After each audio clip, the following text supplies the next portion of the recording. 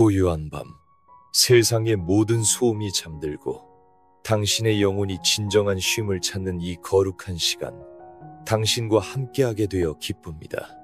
오늘 하루도 수고 많으셨습니다. 당신의 어깨를 짓누르는 삶의 무게와 마음을 어지럽히는 수많은 생각들을 이 시간 잠시 내려놓으시기를 바랍니다. 당신의 호흡이 조금씩 깊어지고 긴장했던 온몸의 근육들이 이완되며 오직 당신의 영혼을 사랑하시는 하나님의 따뜻한 임재만이 이 공간을 가득 채우기를 간절히 소망합니다.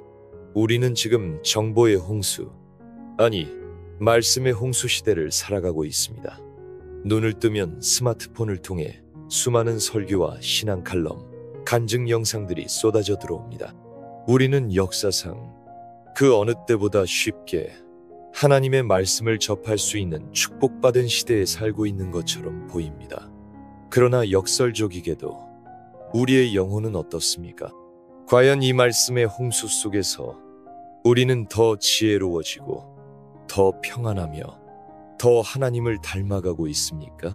어쩌면 우리는 정반대의 경험을 하고 있을지도 모릅니다. 너무나 많은 목소리들이, 너무나 다른 강조점들이, 때로는 서로 상충하는 듯한 가르침들이 우리의 머릿속을 혼란스럽게 합니다. 이렇게 해야 복을 받는다, 저렇게 사는 것이 믿음이다 외치는 소리들 속에서 우리는 무엇이 진짜 하나님의 음성인지 분별하기 어려워 길을 잃고 맙니다. 수많은 정보를 소비하지만 정작 내 삶을 변화시키는 살아있는 말씀 한 구절을 붙잡지 못하고 머리만 커진 채 가슴은 차갑게 식어가는 영적인 표류를 경험하고 있지는 않으십니까? 나는 말씀을 많이 아는데 왜 내 삶은 변하지 않는가? 나는 매일 말씀을 듣는데 왜 마음의 공허함과 불안은 사라지지 않는가? 하는 깊은 자괴감과 영적인 갈증으로 잠 못 이루고 있지는 않으십니까? 그렇습니다. 단순히 많은 말씀을 듣고 아는 것이 우리에게 지혜를 주지는 않습니다. 홍수 속에서는 마실 물을 찾기가 더 어려운 법입니다. 흩어진 구슬이 보배가 되기 위해서는 하나의 실에 꿰어져야 하듯 흩어진 말씀의 조각들이 우리 삶 속에서 의미 있는 목걸이가 되기 위해서는 그것들을 꿰어낼 수 있는 지혜라는 단단한 실이 필요합니다. 지혜란 하나님의 뜻을 분별하고 그 뜻을 내 삶의 구체적인 상황 속에서 살아낼 수 있는 능력입니다. 혼란스러운 정보 속에서 진리를 가려내고 복잡한 문제 앞에서 최선의 길을 선택하며 숱한 유혹 앞에서 거룩함을 지켜낼 수 있는 힘, 그것이 바로 성경이 말하는 지혜입니다. 이 지혜는 우리에게 너무나 절실합니다. 관계의 문제로 밤새 뒤척이고 있습니까? 사람의 말 한마디에 마음이 천국과 지옥을 오가고 미움과 용서 사이에서 갈피를 잡지 못하고 있다면 당신에게는 관계를 세우는 지혜가 필요합니다. 혀를 다스리는 지혜가 필요합니다. 내일 일을 알 수 없어 불안하고 재정적인 문제로 깊은 시름에 빠져 있다면 당신에게는 미래에 대한 염려를 내려놓고 하나님을 신뢰하는 지혜가 필요합니다. 통제되지 않는 분노와 혈기 때문에 소중한 사람들에게 상처를 주고 후회하기를 반복하고 있다면 당신에게는 자신의 감정을 다스리는 지혜가 필요합니다. 수많은 죄의 유혹 앞에서 번번이 넘어지는 자신을 보며 무력감에 빠져 있다면 당신에게는 유혹을 이기는 성결의 지혜가 필요합니다. 자녀를 어떻게 키워야 할지, 어떤 가치관을 심어주어야 할지 막막하게 느껴진다면 당신에게는 다음 세대를 세우는 양육의 지혜가 필요합니다. 이처럼 지혜는 추상적인 개념이 아닙니다. 그것은 우리의 잠 못 드는 밤의 구체적인 문제들에 대한 하나님의 실제적인 해답입니다. 우리 영혼의 방향을 알려주고 인생의 풍랑 속에서 우리를 안전하게 지켜주는 나침반과도 같습니다. 그렇다면 이 귀한 지혜를 어디에서 얻을 수 있을까요?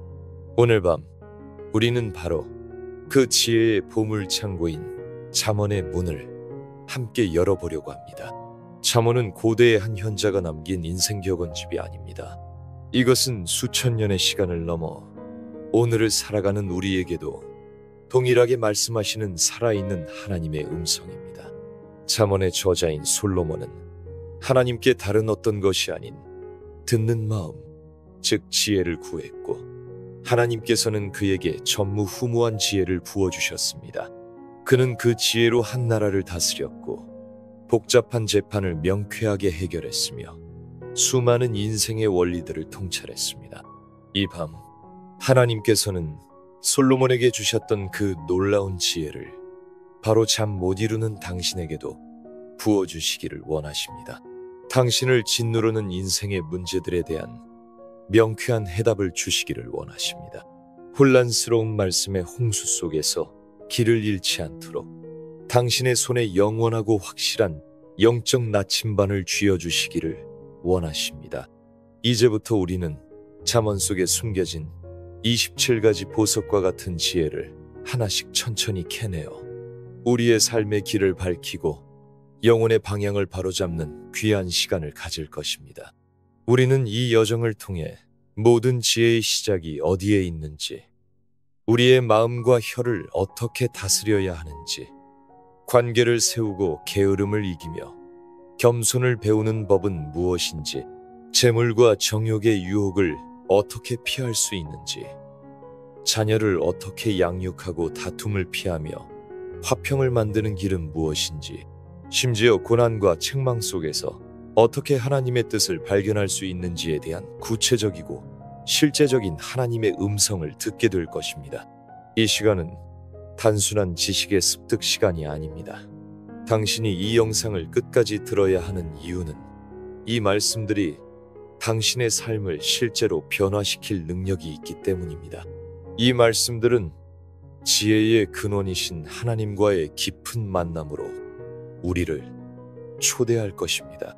잠언을 통해 말씀하시는 그분의 따뜻하고도 예리한 음성이 무뎌진 우리의 양심을 깨우고 잘못된 길에서 돌이키게 하며 어둠 속에 있던 우리의 영혼의 빛을 비추어 줄 것입니다.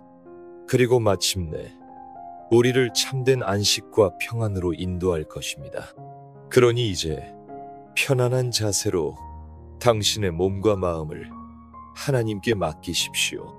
외부의 모든 소음을 차단하고 당신의 내면 깊은 곳에서 말씀하시는 성령님의 세미한 음성에 귀를 기울여 보십시오. 잔잔한 음악에 몸을 맡기듯 하나님의 따뜻한 음성에 당신의 영혼을 맡겨보십시오. 이제 말씀의 홍수 속에서 길 잃지 않는 당신의 영적 나침반을 함께 펼쳐봅니다. 첫 번째, 지혜의 문으로 당신을 초대합니다. 파트 1. 모든 지혜의 시작. 그 첫걸음. 우리가 지혜의 여정을 시작하기에 앞서 가장 먼저 붙들어야 할 근본적인 원리가 있습니다. 세상의 지혜는 많은 지식과 경험에서 나온다고 말하지만 성경이 말하는 참된 지혜의 시작은 다른 곳에 있습니다. 잠언 첫 번째, 장 7번째 절은 선포합니다. 여호와를 경외하는 것이 지식의 근본이거늘 미련한 자는 지혜와 훈계를 멸시하느니라. 이것이 바로 우리가 붙들어야 할 첫 번째 지혜이자 모든 지혜의 기초입니다. 여호와를 경외한다는 것은 하나님을 무서워 벌벌 떤다는 의미가 아닙니다. 그분의 위대하심과 거룩하심 앞에 압도되어 존경과 경배의 마음으로 엎드리는 것입니다.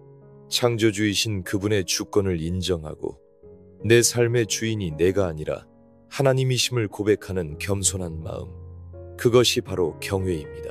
이사야 선지자는 성전에서 하나님의 영광을 보았을 때 화로 단하여 망하게 되었도다 라고 부르짖었습니다. 하나님의 압도적인 거룩함 앞에서 자신의 죄인됨을 처절하게 깨달았기 때문입니다. 바로 이 지점에서 참된 지혜는 시작됩니다. 내가 얼마나 부족하고 어리석은 존재인지를 인정할 때 비로소 우리는 하나님의 지혜를 구하게 됩니다. 잠언 9번째 장 10번째 절은 다시 한번 강조합니다. 여호와를 경외하는 것이 지혜의 근본이요 거룩하신 자를 아는 것이 명철이니라. 하나님을 아는 것, 그분과 인격적인 관계를 맺는 것이 곧 지혜입니다. 당신의 삶은 어떻습니까? 당신의 지식과 경험, 당신의 계획을 하나님보다 더 의지하고 있지는 않습니까? 잠시 멈추어 당신 삶의 기초가 어디에 놓여 있는지 돌아보십시오. 함께 기도하기를 원합니다. 지혜의 근원이신 하나님 아버지, 이 밤 주님을 경외하는 마음으로 제 영혼이 엎드립니다. 저의 지식과 경험이 아니라 오직 주님만이 제 삶의 주인이시며 지혜의 근본이심을 고백합니다. 미련하고 어리석은 저에게 하늘의 지혜를 부어주시옵소서. 하나님을 더 깊이 알아감으로 참된 명철을 얻게 하옵소서. 이 밤 모든 교만한 마음을 내려놓고 주님 안에서 참된 쉼을 얻기 원합니다. 하나님을 경외하는 마음으로 우리의 영혼이 부드럽게 가라앉았다면 이제 우리는 지혜의 두 번째 걸음으로 나아갈 준비가 된 것입니다. 파트 2. 흔들리지 않는 신뢰, 온전한 맡김의 지혜. 여호와를 경외하는 것이 지혜의 시작이라면 그 지혜를 삶으로 살아내는 구체적인 방법은 바로 신뢰입니다. 특별히 우리의 명철과 이해력을 의지하지 않고 하나님을 온전히 신뢰하는 것입니다. 잠언 3장 5번째와 6번째 절은 우리에게 이렇게 권면합니다. 너는 마음을 다하여 여호와를 신뢰하고 네 명철을 의지하지 말라. 너는 범사의 그를 인정하라. 그리하면 네 길을 지도하시리라. 이것이 바로 두 번째 지혜, 신뢰의 지혜입니다. 현대 사회는 우리에게 끊임없이 말합니다. 네 자신을 믿어라. 네 안의 가능성을 믿어라. 그러나 성경은 정반대로 말합니다. 네 명철을 의지하지 말라. 왜냐하면 우리의 생각과 판단은 유한하고 죄로 인해 왜곡되어 있으며 내일 일을 알지 못하기 때문입니다. 예레미야 17번째 장 9번째 절은 만물보다 거짓되고 심히 부패한 것은 마음이라고 말합니다. 그런 우리의 마음과 생각을 어떻게 온전히 신뢰할 수 있겠습니까? 참된 지혜는 내 능력의 한계를 인정하고 모든 것을 아시고 모든 것을 하실 수 있는 전능하신 하나님께 내 삶의 운전대를 완전히 맡겨드리는 것입니다. 범사의 그를 인정하라는 말씀은 우리의 삶의 모든 영역, 즉 직장의 문제, 가정의 문제, 재정의 문제, 관계의 문제, 심지어는 가장 사소한 일상의 순간까지도 하나님의 주권 아래 있음을 고백하고 그분의 인도하심을 구하라는 뜻입니다. 그렇게 할 때 하나님께서는 우리의 길을 지도하시겠다고 약속하십니다. 지도하신다는 것은 길을 곧게 펴주시고 가장 선하고 안전한 길로 이끌어주신다는 의미입니다. 믿음의 조상 아브라함은 하나님의 말씀을 듣고 갈 바를 알지 못하고 나아갔습니다. 그는 자신의 지도를 의지하지 않고 약속하신 하나님만을 신뢰했습니다. 그 결과 그는 믿음의 조상이 되는 복을 누렸습니다. 당신은 지금 어떤 문제 앞에서 당신의 명철을 의지하며 밤새 씨름하고 있습니까? 당신이 꼭 붙들고 놓지 못하는 삶의 운전대는 무엇입니까? 주님께 온전히 맡기는 기도를 드립시다. 나의 길이 되시는 주님, 제 자신의 명철과 지혜를 의지하며 염려했던 어리석음을 고백합니다. 이 시간 제 삶의 모든 문제와 계획의 운전대를 온전히 주님께 맡겨드립니다. 제 삶의 모든 순간에 주님을 인정하며 주님의 인도하심만을 따르기 원합니다. 제 굽은 길을 곧게 펴주시고 가장 선한 길로 이끌어 주시옵소서. 이 밤 주님을 온전히 신뢰함으로 오는 참된 평안과 안식을 제 영혼에 부어주시옵소서. 우리의 마음이 주님을 향한 온전한 신뢰로 채워졌을 때 비로소 우리의 마음은 평안을 얻고 지혜의 다음 단계로 나아갈 수 있습니다. 파트 3. 생명의 샘을 지키는 마음, 관리의 지혜. 지혜의 기초를 다졌다면 이제 우리는 지혜가 거하는 집, 바로 우리의 마음을 다스리는 법을 배워야 합니다. 잠언 4번째 장 23번째 절은 우리에게 가장 중요한 명령 중 하나를 줍니다. 모든 지킬 만한 것 중에 더욱 네 마음을 지키라. 생명의 근원이 이에서 남이니라. 이것이 세 번째 지혜, 마음을 지키는 지혜입니다. 왜 성경은 다른 어떤 것을 지키는 것보다 더욱 마음을 지키라고 했을까요? 마음이 바로 우리 삶의 모든 것을 결정하는 중심, 즉 생명의 근원이기 때문입니다. 마태복음 15번째 장 19번째 절에서 예수님은 마음에서 나오는 것은 악한 생각과 살인과 간음과 음란과 도둑질과 거짓 증언과 비방인이라고 말씀하셨습니다. 모든 행동의 뿌리는 마음에 있습니다. 마음이 더러우면 더러운 열매를 맺고 마음이 깨끗하면 깨끗한 열매를 맺습니다. 그래서 사탄은 끊임없이 우리의 마음에 불신의 화살, 음란의 화살, 미움의 화살, 교만의 화살을 쏘아댑니다. 우리의 마음을 점령하면 우리의 삶 전체를 무너뜨릴 수 있다는 것을 알기 때문입니다. 마음을 지킨다는 것은 성문의 파수꾼처럼 우리 마음 안에 무엇이 들어오고 나가는지를 주의 깊게 살피는 것을 의미합니다. 부정적인 생각, 불결한 상상, 용서하지 못하는 마음이 틈타려 할 때 우리는 하나님의 말씀과 기도로 그것을 막아서야 합니다. 빌립보서 4번째 장 8번째 절은 우리가 무엇을 생각해야 하는지 알려줍니다. 무엇에든지 참되며 무엇에든지 경건하며 무엇에든지 오르며 무엇에든지 정결하며 무엇에든지 사랑받을 만하며 무엇에든지 칭찬받을 만하며 무슨 덕이 있든지 무슨 기림이 있든지 이것들을 생각하라. 우리의 마음을 하나님의 진리와 선하심, 아름다우심으로 채울 때 악한 것들이 머물 자리는 자연히 사라집니다. 다윗은 위대한 왕이었지만 한순간 마음을 지키지 못했을 때 밧세바를 범하는 끔찍한 죄를 지었습니다. 그는 그 죄의 결과로 평생 고통을 겪었습니다. 그러나 그는 시편 51편 10절에서 하나님이여 내 속에 정한 마음을 창조하시고 내 안에 정직한 영을 새롭게 하소서라고 기도하며 마음의 정결함을 구했습니다. 오늘 당신의 마음은 무엇으로 가득 차 있습니까? 염려와 근심입니까? 상처와 분노입니까? 아니면 하나님의 말씀과 평강입니까? 생명의 근원인 우리의 마음을 주님께 맡기며 기도합니다. 마음을 감찰하시는 하나님, 모든 지킬 만한 것 중에 제 마음을 지키기를 원합니다. 악한 생각이 틈타지 못하도록 성령의 능력으로 제 마음을 지켜주시옵소서. 제 마음을 주님의 말씀과 사랑으로 가득 채워 생명의 샘이 흘러넘치는 마음이 되게 하여 주시옵소서. 정결한 마음과 정직한 영을 제 안에 새롭게 하여 주사 주님 보시기에 아름다운 삶을 살게 하옵소서. 이 밤 주님의 평강이 파수꾼이 되어 제 마음을 지켜주시기를 간구합니다. 파트 4. 혀를 다스리는 말의 지혜. 우리의 마음이 정결하게 지켜졌다면 그 마음에서 나오는 말 또한 지혜로워야 합니다. 잠언은 혀와 말의 중요성에 대해 반복해서 강조합니다. 잠언 18번째 장 21번째 절은 그 위력을 이렇게 표현합니다. 죽고 사는 것이 혀의 힘에 달렸나니 혀를 쓰기 좋아하는 자는 혀의 열매를 먹으리라. 이것이 네 번째 지혜, 말의 지혜입니다. 우리의 혀 끝에 사람을 죽이기도 하고 살리기도 하는 놀라운 힘이 있다는 것입니다.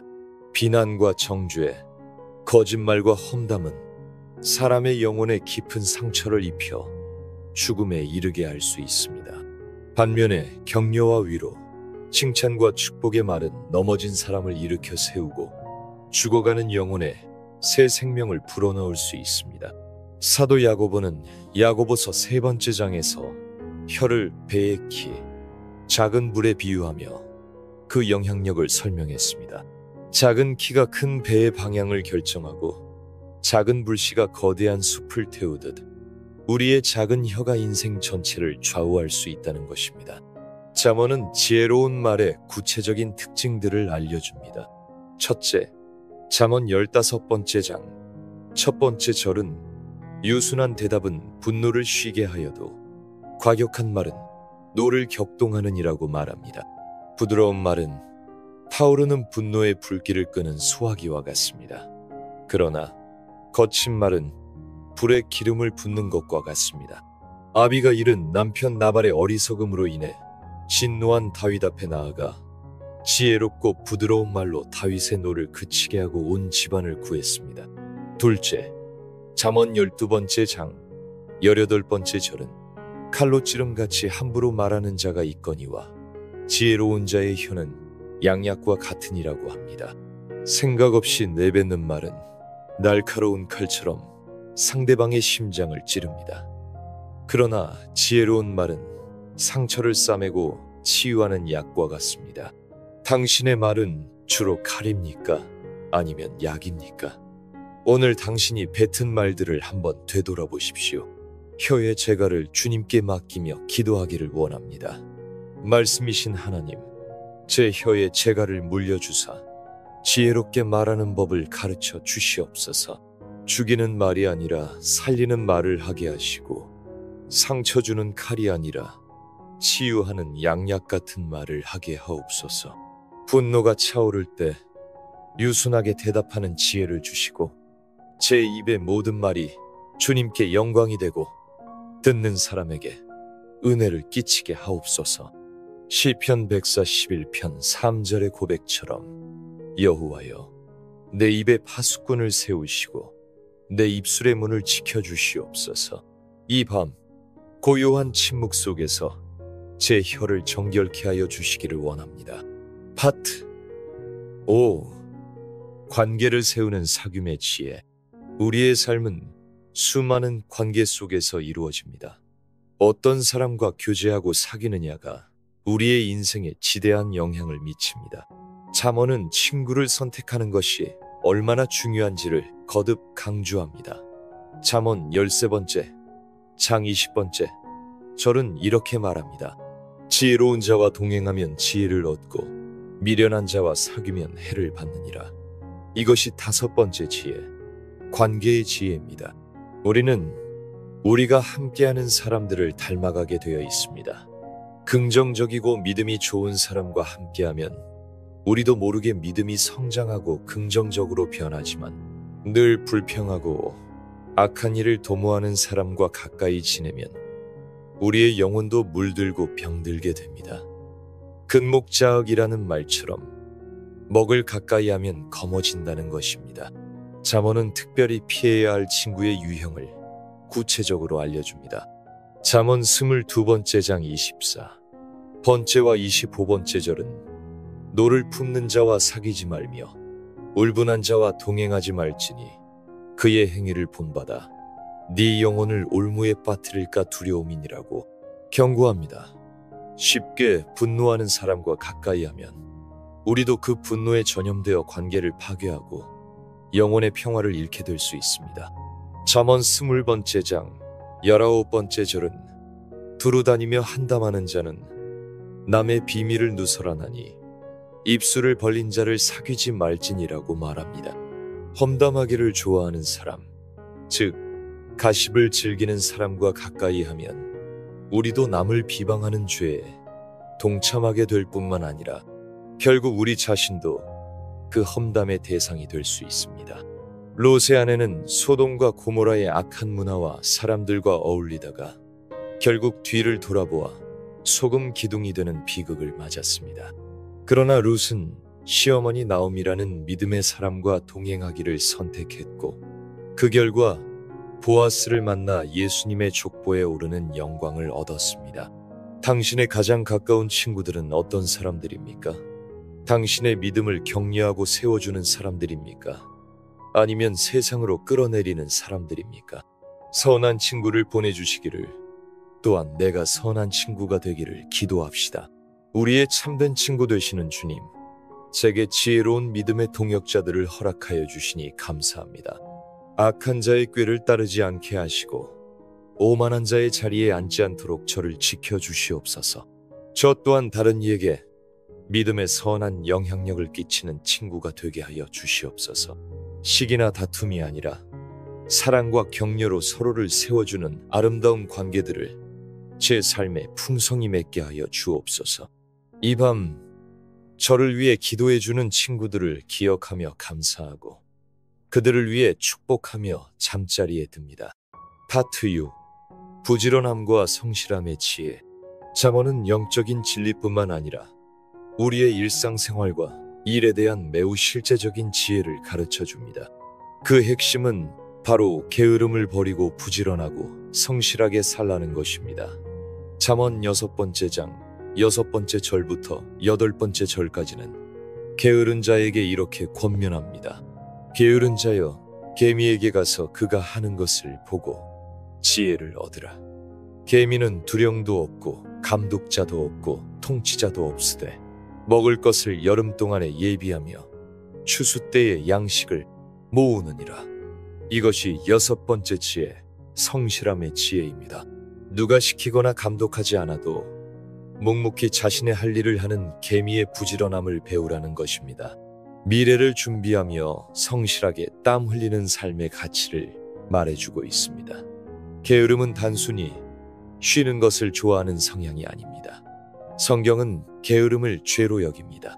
잠언 10장 4절은 손을 게으르게 놀리는 자는 가난하게 되고 손이 부지런한 자는 부하게 되느니라고 말하며 게으름의 결과를 분명히 보여줍니다. 여기서 부하게 된다는 것은 단순히 물질적인 부유함만을 의미하지 않습니다. 부지런한 자는 인격적으로도 영적으로도 풍성한 열매를 맺게 됩니다. 잠언은 게으른 자의 모습을 재미있게 묘사하기도 합니다. 잠언 26장 14절은 문짝이 돌적이를 따라서 도는 것 같이 게으른 자는 침상에서 구르느니라고 말합니다. 의미 없이 침대에서 뒹구는 모습입니다. 잠언 19장이 14절은 게으른 자는 자기의 손을 그릇에 넣고서도 입으로 올리기를 괴로워하느니라고 합니다. 심지어 밥 먹는 것조차 귀찮아하는 극단적인 게으름입니다. 이것은 우리에게 웃음을 주지만 동시에 경각심을 줍니다. 예수님께서 말씀하신 달란트 비유에서 한 달란트 받았던 종은 그것을 땅에 묻어두었습니다. 그는 악하고 게으른 종이라는 책망을 받고 모든 것을 빼앗겼습니다. 하나님께서는 우리에게 주신 시간과 재능, 기회를 성실하게 사용하기를 원하십니다. 오늘 당신의 하루는 어땠습니까? 하나님께서 주신 시간을 선용하며 부지런히 살았습니까? 아니면 무의미하게 흘려보내며 게으름에 빠져 있었습니까? 하나님 앞에서 성실한 청지기가 되기를 다짐하며 기도합니다. 주인 되신 하나님, 저에게 허락하신 시간과 재능, 삶의 기회들을 게으름으로 낭비했음을 회개합니다. 저를 악하고 게으른 종이라 책망하지 마시고 착하고 충성된 종이라 칭찬받는 자가 되게 하여 주시옵소서. 개미의 부지런함을 배우게 하시고 오늘 저에게 맡겨진 일들을 성실함으로 감당하게 하옵소서. 땀 흘리는 수고의 기쁨을 알게 하시고 저의 성실한 삶을 통해 하나님께 영광 돌리게 하여 주옵소서. 이 밤 내일의 할 일을 주님께 맡기고 새로운 힘을 얻기 위해 평안히 쉽니다. 파트 7. 교만과 겸손, 높고 낮아짐의 지혜. 잠언의 가장 중심적인 주제 중 하나는 교만과 겸손의 문제입니다. 잠언 16장 18절은 이 원리를 간결하고도 강력하게 선포합니다. 교만은 패망의 선봉이요 거만한 마음은 넘어짐의 앞잡이니라. 이것이 7번째 지혜, 겸손의 지혜입니다. 교만은 모든 죄의 뿌리라고 할 수 있습니다. 사탄이 타락한 것도 교만 때문이었고 아담과 하와가 선악과를 따먹은 것도 하나님처럼 되려는 교만 때문이었습니다. 교만이란 하나님의 자리에 자기가 앉으려는 것입니다. 자기 자신을 높이고 자기의 지혜와 능력을 신뢰하며 하나님의 도우심이 필요 없다고 생각하는 태도입니다. 성경은 교만한 자에 대한 하나님의 태도가 어떠한지를 분명히 보여줍니다. 잠언 3장 34절은 진실로 그는 거만한 자를 비웃으시며 겸손한 자에게 은혜를 베푸시나니라고 말씀합니다. 베드로전서 5장 5절도 이 말씀을 인용하며 하나님은 교만한 자를 대적하시되 겸손한 자들에게는 은혜를 주시느니라고 합니다. 하나님은 교만을 미워하시고 교만한 자를 적극적으로 대적하십니다. 그러나 겸손한 자에게는 은혜를 베푸십니다. 잠언 22장 4번째 절은 겸손의 결과를 이렇게 약속합니다. 겸손과 여호와를 경외함의 보상은 재물과 영광과 생명이니라. 참된 겸손은 하나님을 경외하는 마음에서 나옵니다. 그리고 그 결과는 상상 이상의 풍성한 복입니다. 느부갓네살 왕은 거대한 바벨론 제국을 건설하고 자신의 능력에 도취되어 교만해졌습니다. 그는 이 큰 바벨론은 내가 능력과 권세로 건설하여 나의 위엄의 영광을 나타낸 것이 아니냐고 자랑했습니다. 그 순간 그는 왕위에서 쫓겨나 짐승처럼 살게 되었습니다. 그러나 그가 하나님을 인정하고 겸손해졌을 때 하나님은 그의 모든 것을 회복시켜 주셨습니다. 겸손의 가장 완벽한 모델은 예수님이십니다. 빌립보서 2장 6번째부터 8번째 절까지는 그의 겸손을 노래합니다. 그는 근본 하나님의 본체시나 하나님과 동등됨을 취할 것으로 여기지 아니하시고 오히려 자기를 비워 종의 형체를 가지사 사람들과 같이 되셨고 자기를 낮추시고 죽기까지 복종하셨으니 곧 십자가에 죽으심이라. 가장 높으신 분이 가장 낮은 자리까지 내려오셨습니다. 그러자 하나님께서는 그를 지극히 높여 모든 이름 위에 뛰어난 이름을 주셨습니다. 당신의 마음에는 어떤 교만의 모습이 숨어 있습니까? 남보다 자신을 낮게 여기는 마음, 다른 사람의 충고를 듣기 싫어하는 마음, 자신의 공로를 인정받고 싶어하는 마음이 있지는 않습니까? 주님 앞에 우리의 교만을 내려놓으며 기도합니다. 온유하고 겸손하신 주님, 제 안에 숨겨진 모든 교만을 주님의 빛으로 비추어 주시옵소서. 제가 낮아지게 하시고 오직 주님만이 높아지시기를 원합니다. 다른 사람을 나보다 낮게 여기는 겸손한 마음을 주시고 다른 사람의 말에 귀 기울이는 지혜를 주시옵소서. 주님께서 베푸시는 은혜를 담을 수 있는 깨끗하고 겸손한 그릇이 되게 하여 주옵소서. 이 밤 저의 모든 자아를 내려놓고 주님의 발 앞에서 가장 낮은 자의 쉼을 누리기 원합니다. 파트 8. 정직과 성실, 흔들리지 않는 삶의 반석이라는 지혜. 지혜로운 삶은 하나님 앞에서뿐만 아니라 사람들 앞에서도 정직하고 성실한 삶입니다. 잠언 10장 9번째 절은 우리에게 두 갈래의 길을 보여줍니다. 바른 길로 행하는 자는 걸음이 평안하려니와 굽은 길로 행하는 자는 드러나리라.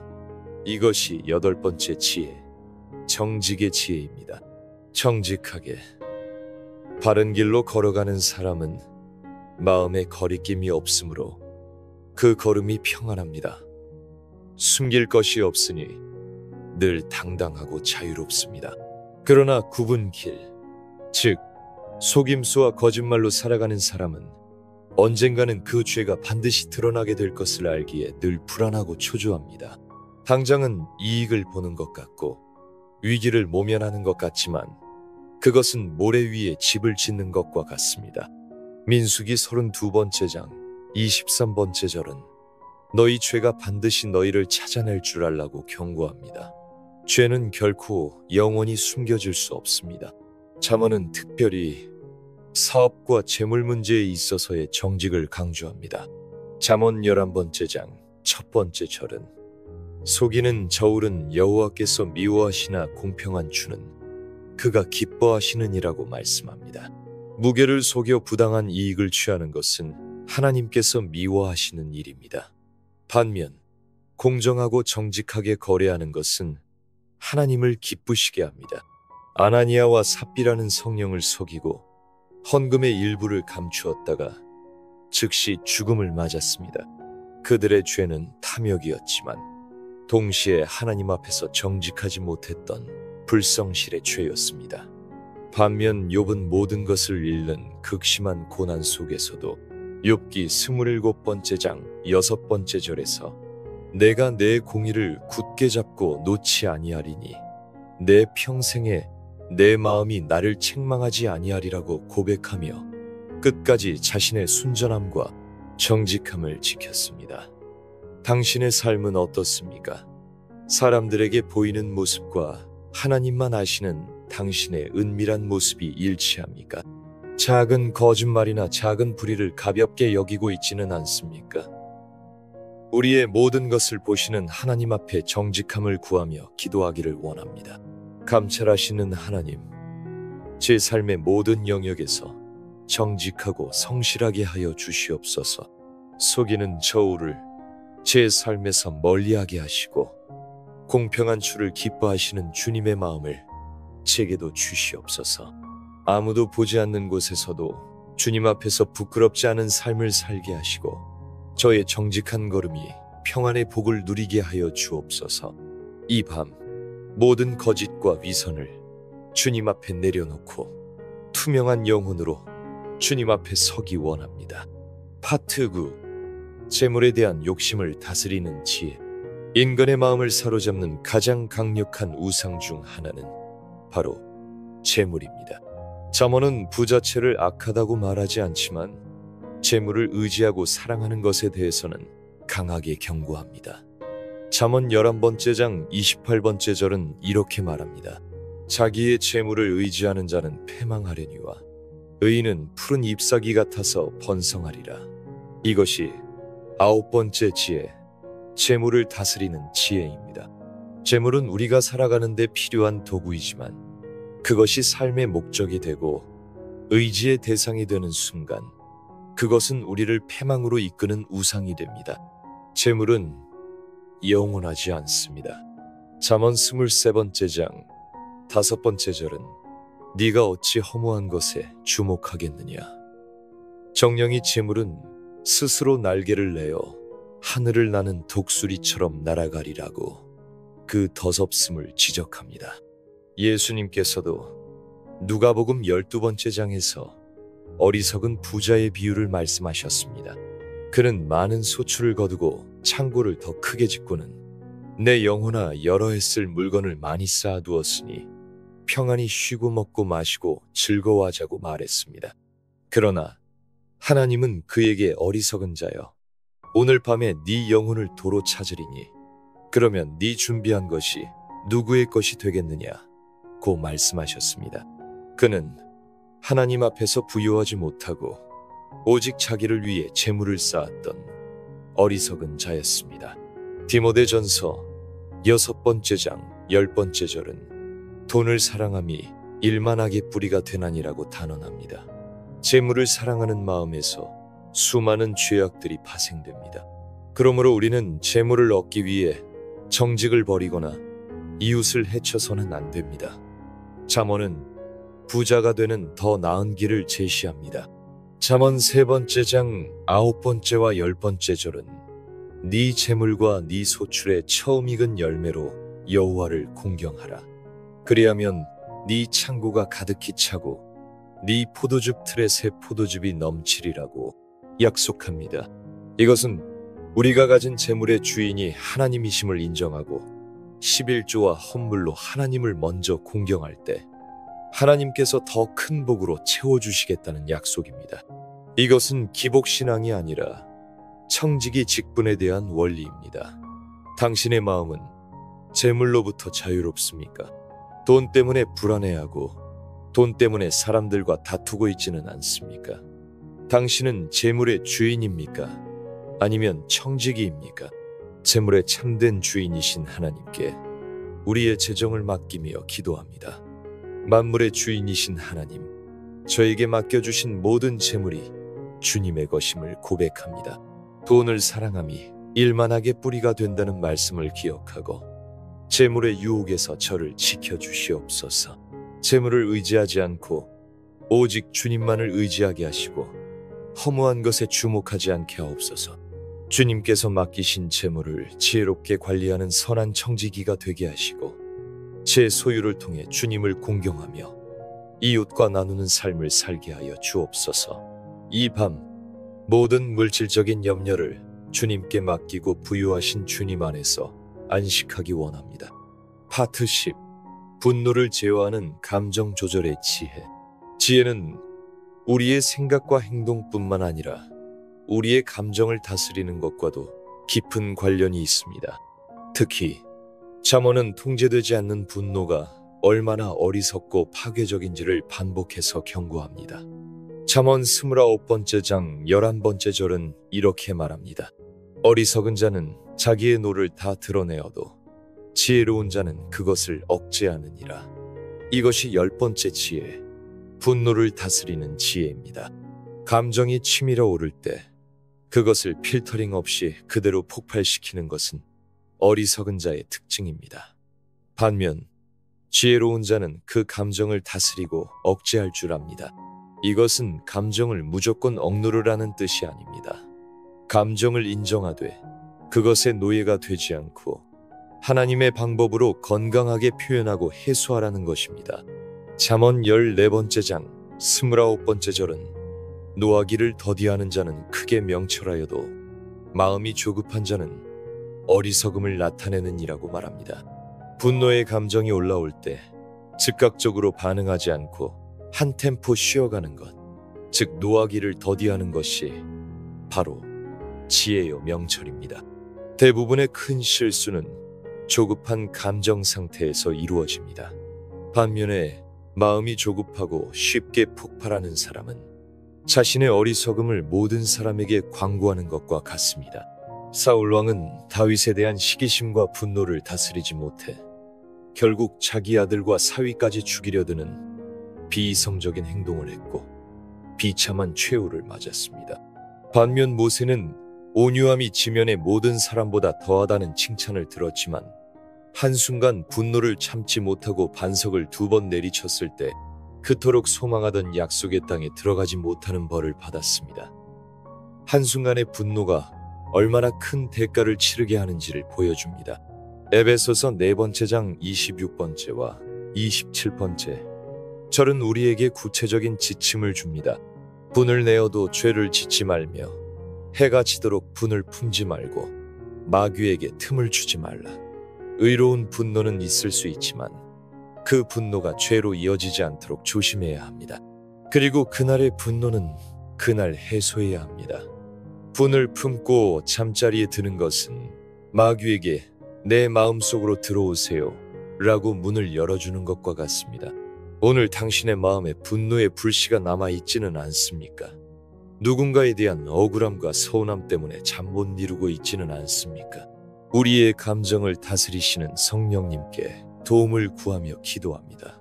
평강의 주님, 쉽게 노하고 혈기 부렸던 저의 연약함을 용서하여 주시옵소서. 노하기를 더디하는 지혜와 명철을 제게 주시옵소서. 제 감정의 주인이 제가 아니라 주님이 되게 하시고 성령의 능력으로 제 안의 분노를 다스려 주시옵소서. 해가 지도록 분을 품지 말라는 말씀을 따라 이 시간 제 마음속의 모든 억울함과 분노를 주님 앞에 내려놓고 용서하기 원합니다. 이 밤 주님이 주시는 온유함과 평안으로 제 마음을 채워 주시옵소서. 파트 11. 자녀를 양육하는 훈계와 사랑의 지혜. 지혜로운 삶은 나 자신에게서 그치지 않고 다음 세대, 특히 우리의 자녀들에게 흘러가야 합니다. 잠언은 부모의 역할을 매우 중요하게 다루며 자녀 양육의 핵심 원리를 제시합니다. 잠언 22번째 장 6번째 절은 그 유명한 구절입니다. 마땅히 행할 길을 아이에게 가르치라. 그리하면 늙어도 그것을 떠나지 아니하리라. 이것이 11번째 지혜, 자녀 양육의 지혜입니다. 이 말씀은 자녀를 어릴 때부터 하나님의 말씀과 방식으로 훈련시키고 양육하는 것이 얼마나 중요한지를 강조합니다. 어릴 때 형성된 신앙과 가치관은 평생의 기초가 됩니다. 마땅히 행할 길이란 하나님을 경외하고 그분의 말씀에 순종하며 살아가는 삶의 방식을 의미합니다. 이것을 가르치라는 것은 단순히 지식적으로 주입하는 것을 넘어 삶으로 보여주고 함께 훈련하는 전인적인 교육을 뜻합니다. 잠언은 자녀 양육에 있어서 훈계와 채찍의 필요성을 두려움 없이 말합니다. 현대의 많은 교육 사조와는 상충하는 것처럼 보일 수 있지만 그 중심에는 자녀를 향한 깊은 사랑이 있습니다. 잠언 13번째 장 24번째 절은 매를 아끼는 자는 그의 자식을 미워함이라 자식을 사랑하는 자는 근실이 징계하느니라고 말합니다. 자녀가 잘못된 길로 갈 때 바로 잡아주지 않고 내버려 두는 것은 진정한 사랑이 아니라 미움이라는 것입니다. 여기서의 징계는 감정적인 학대나 폭력이 아니라 자녀를 올바른 길로 이끌기 위한 사랑의 훈련을 의미합니다. 잠언 29번째 장 15번째 절은 채찍과 꾸지람이 지혜를 주거늘 임의로 행하게 버려둔 자식은 어미를 욕되게 하느니라고 말씀합니다. 무분별한 자유가 아니라 사랑 안에서의 분명한 가르침과 훈계가 아이에게 참된 지혜를 줍니다. 엘리 제사장은 아들인 홈니와 비느하스가 성전에서 악한 죄를 짓는 것을 알고도 말로만 가볍게 꾸짖고 제대로 훈계하지 않았습니다. 그 결과 그의 두 아들은 비참한 죽음을 맞았고 그의 가문은 저주를 받았습니다. 반면 디모데의 어머니 유니게와 외조모 로이스는 디모데가 어릴 때부터 거룩한 성경을 가르쳤고 그 믿음의 유산은 디모데를 위대한 하나님의 사람으로 만들었습니다. 물론 이러한 훈계는 반드시 사랑을 기반으로 해야 합니다. 에베소서 6번째 장 4번째 절은 아버지들에게 너희 자녀를 노엽게 하지 말고 오직 주의 교훈과 훈계로 양육하라고 권면합니다. 부모의 이기심이나 분노로 하는 훈계는 자녀의 마음에 상처와 반항심만 키울 뿐입니다. 자녀를 독립된 인격체로 존중하며 그 영혼을 진정으로 사랑하는 마음으로 행하는 징계만이 생명의 열매를 맺을 수 있습니다. 오늘 당신은 자녀들을 위해 어떤 기도를 하고 있습니까? 그들의 성공과 출세만을 위해 기도하고 있습니까? 아니면 그들이 마땅히 행할 길을 걷도록 기도하고 있습니까? 우리의 자녀들이 하나님의 지혜 안에서 자라기를 소망하며 기도합시다. 자녀를 선물로 주신 하나님, 저에게 부모의 귀한 직분을 맡겨주시니 감사합니다. 제 자녀들을 제 소유물로 여기지 않고 주님께서 맡기신 영혼으로 여기며 사랑하게 하여 주시옵소서. 마땅히 행할 길을 제 삶으로 먼저 보여주며 가르치는 지혜로운 부모가 되게 하옵소서. 사랑 안에서 훈계하고 기도하며 인내하게 하여 주시옵소서. 우리 자녀들이 이 세대를 본받지 않고 어릴 때부터 주님을 경외하며 평생토록 그 길을 떠나지 않는 복을 누리게 하여 주옵소서. 이 밤 사랑하는 자녀들의 영혼을 주님의 손에 맡깁니다. 파트 12. 간음의 유혹을 피하는 성결의 지혜. 잠언이 매우 구체적이고 현실적인 지혜의 책이라는 것은 인간의 가장 근본적인 욕망 중 하나인 성적인 유혹에 대해 많은 부분을 할애하여 경고하고 있다는 점에서도 알 수 있습니다. 잠언 6번째 장 32번째 절은 이렇게 경고합니다. 여인과 간음하는 자는 무지한 자라. 이것을 행하는 자는 자기의 영혼을 망하게 하며 이것이 12번째 지혜, 성결을 지키는 지혜입니다. 잠언은 간음과 음란을 단순한 실수가 아니라 스스로 자기 영혼을 파괴하는 극도로 어리석은 행위라고 규정합니다. 왜 그럴까요? 첫째로, 그것은 하나님의 거룩한 창조 질서인 가정을 파괴하기 때문입니다. 둘째로, 순간의 쾌락은 비교할 수 없는 깊은 상처와 수치, 파멸을 가져오기 때문입니다. 잠언 5번째 장 3번째부터 5번째 절까지는 음녀의 유혹의 실체를 생생하게 묘사합니다. 대저 음녀의 입술은 꿀을 떨어뜨리며 그의 입은 기름보다 미끄러우나 나중은 쑥같이 쓰고 두 날가진 칼같이 날카로우며 그의 발은 사지로 내려가며 그의 걸음은 수올로 나아가나니 시작은 달콤한 꿀 같지만 그 끝은 지독히 쓴 쑥과 같고 영혼을 찌르는 날카로운 칼과 같으며 결국 죽음과 지옥으로 이끄는 길이라는 것입니다. 삼손은 나실인으로 구별된 엄청난 힘을 가진 사사였습니다. 그러나 그는 들릴라라는 여인의 유혹을 이기지 못했습니다.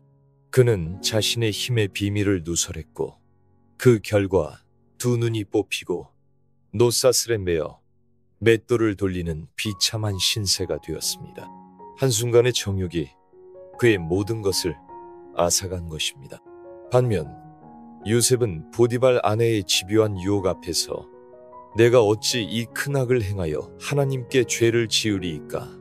라고 외치며 그 자리를 박차고 도망쳤습니다. 그는 하나님 앞에서의 거룩함을 지키기를 선택했고 비록 억울하게 감옥에 갇혔지만 결국 하나님께서는 그를 애굽의 총리로 높이셨습니다. 잠언은 이러한 유혹을 이기는 구체적인 방법을 제시합니다. 바로 멀리 피하는 것입니다. 잠언 5장 8번째 절은 네 길을 그에게서 멀리하라. 그의 진문에도 가까이 가지 말라고 권면합니다. 유혹적인 환경 자체를 만들지 말고 아예 멀리 떠나라는 것입니다. 고린도전서 6장 18번째 절은 음행을 피하라. 사람이 범하는 죄마다 몸 밖에 있거니와 음행하는 자는 자기 몸의 죄를 범하느니라고 말합니다. 다른 죄와 싸우되 음행은 피하라고 합니다. 이것은 타협의 대상이 아니라 무조건 피해야 할 위험한 적이라는 뜻입니다. 오늘날 우리는 음란한 문화와 이미지의 홍수 속에서 살아가고 있습니다.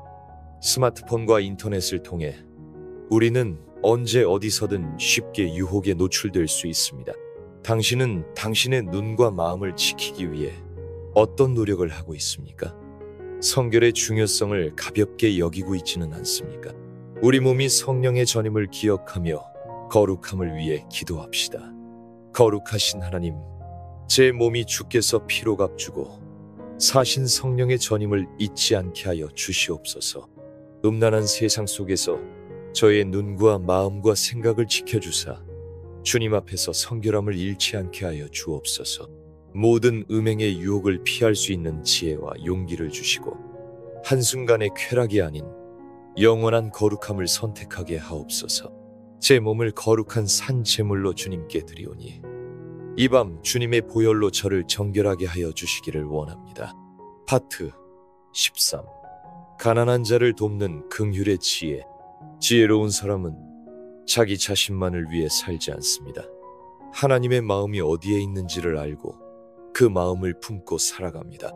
잠언은 하나님께서 특별히 가난하고 연약한 자들에게 깊은 관심을 가지고 계심을 보여줍니다. 잠언 19장 17번째 절은 놀라운 약속을 합니다. 가난한 자를 불쌍히 여기는 것은 여호와께 꾸어드리는 것이니 그의 선행을 그에게 갚아주시리라. 이것이 13번째 지혜, 긍휼의 지혜입니다.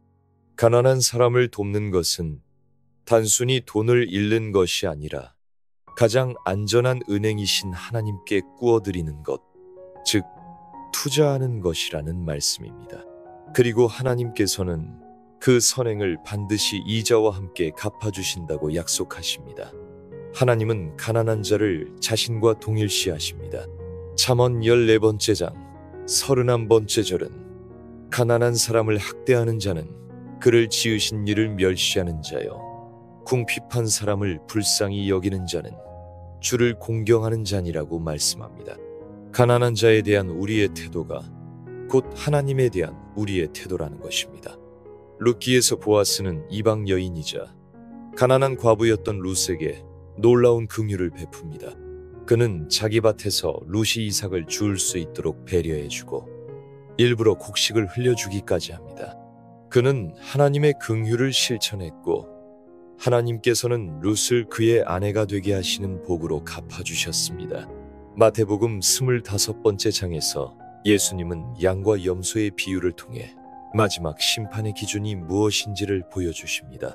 내가 줄일 때에 너희가 먹을 것을 주었고 목마를 때에 마시게 하였고 나그네 되었을 때에 영접하였고 헐벗었을 때에 옷을 입혔고 병들었을 때에 돌보았고 옥에 갇혔을 때에 와서 보았느니라.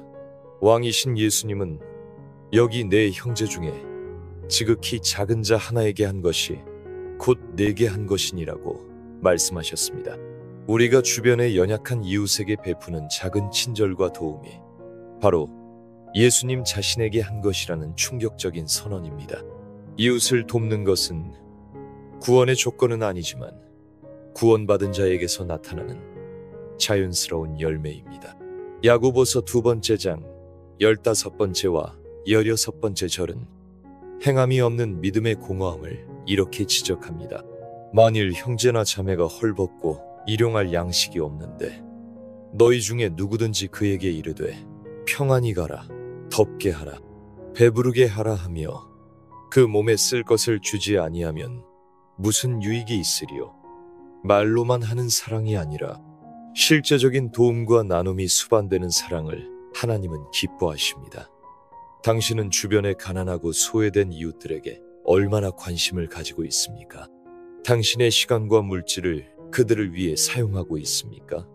하나님의 긍휼한 마음을 구하며 기도하기를 원합니다. 긍휼이 풍성하신 하나님, 제 주변에 가난하고 연약한 이웃들을 돌아볼 수 있는 주님의 마음을 제게도 부어주시옵소서. 그들을 향한 저의 마음이 굳어지지 않게 하시고 그들의 필요를 외면하지 않게 하옵소서. 지극히 작은 자 하나에게 한 것이 곧 주님께 한 것이라는 말씀을 기억하며 저의 작은 나눔과 섬김을 통해 주님의 사랑을 전하게 하여 주옵소서. 이 밤 따뜻한 주님의 긍휼이 제 영혼과 온 세상을 덮어주시기를 기도합니다. 파트 14. 보증의 위험을 경계하는 지혜. 잠언은 오늘날의 금융생활에도 적용될 수 있는 매우 현실적인 조언을 줍니다. 그중 하나가 바로 다른 사람의 빚에 대해 보증을 서는 것의 위험성에 대한 경고입니다. 잠언 6장 1번째와 2번째 절은 이렇게 시작합니다.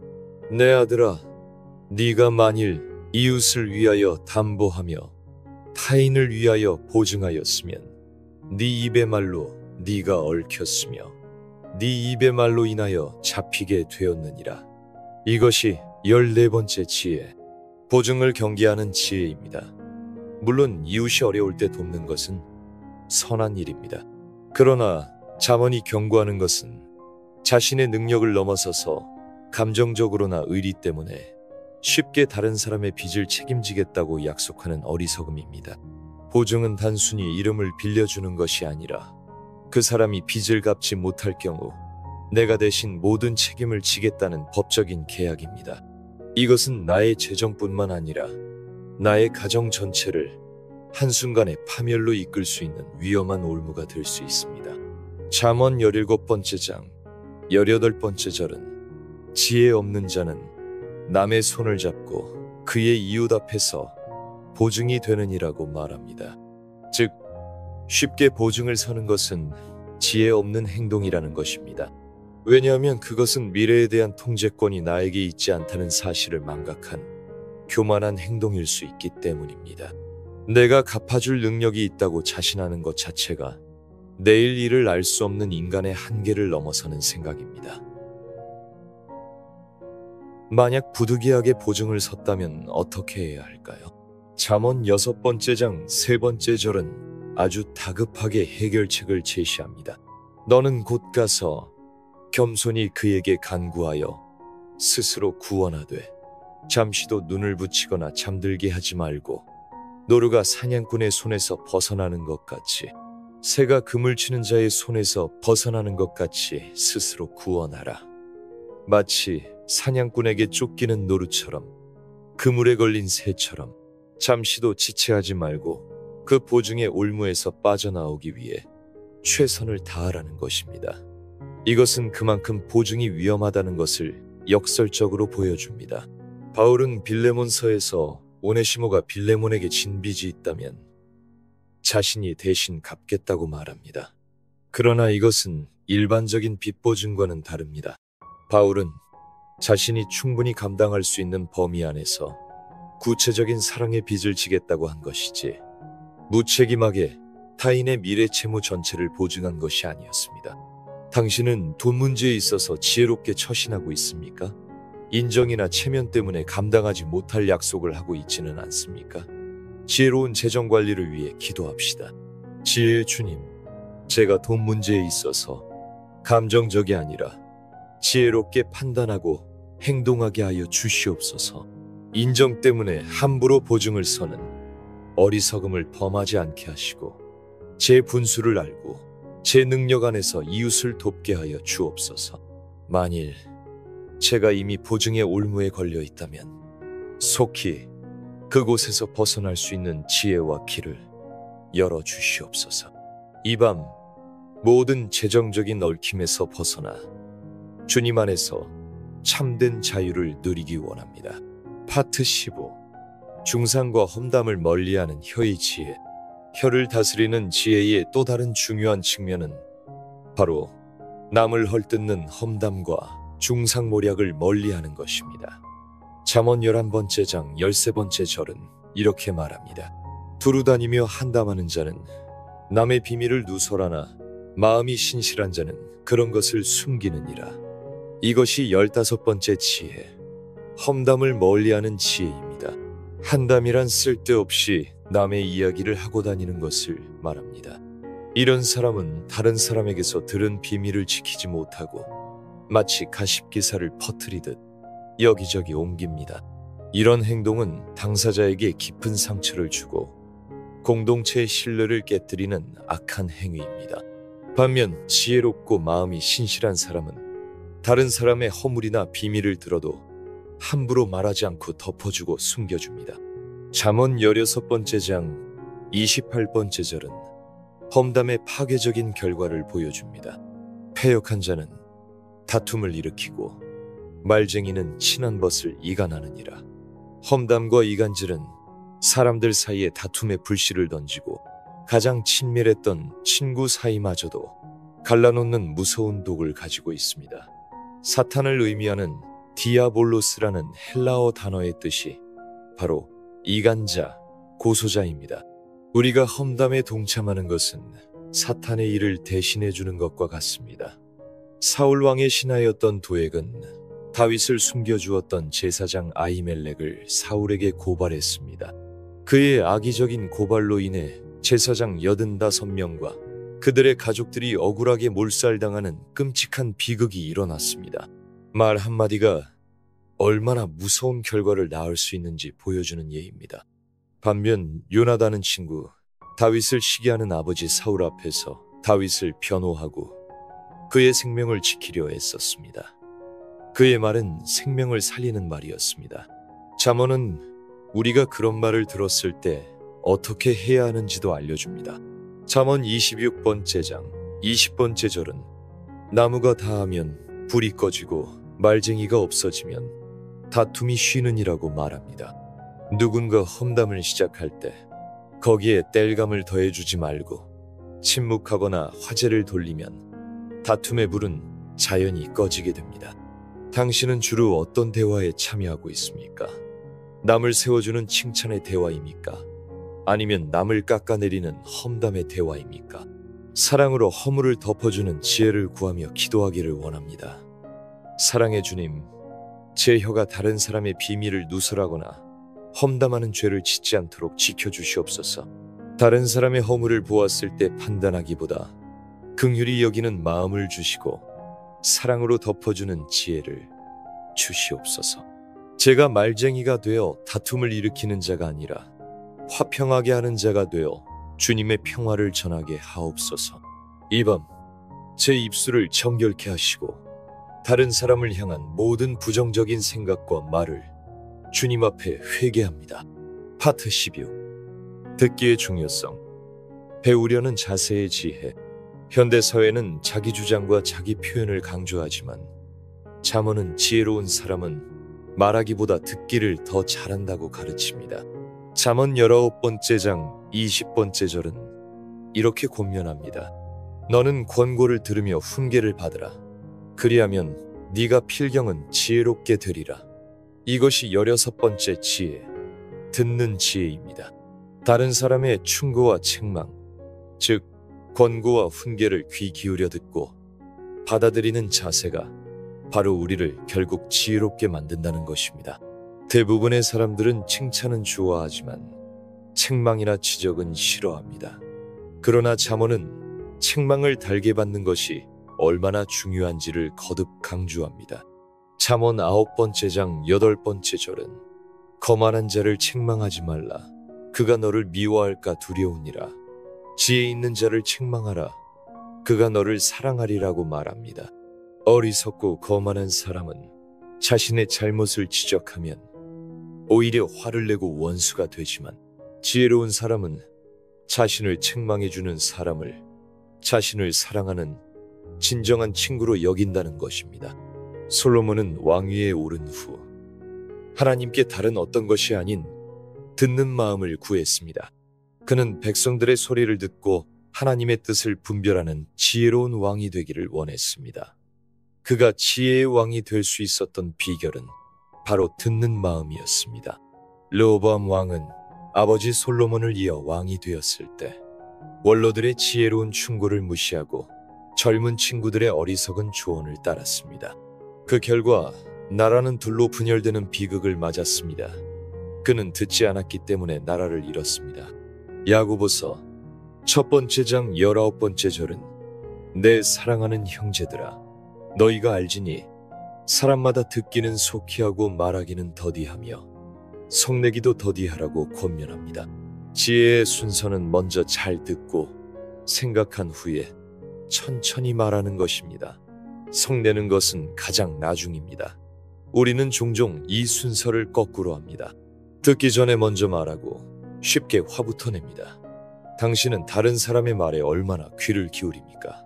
특히 당신의 잘못을 지적하는 말을 들었을 때 어떻게 반응합니까? 듣는 귀와 겸손한 마음을 주시기를 기도합시다. 지혜의 주님, 저에게 듣는 마음을 허락하여 주시옵소서.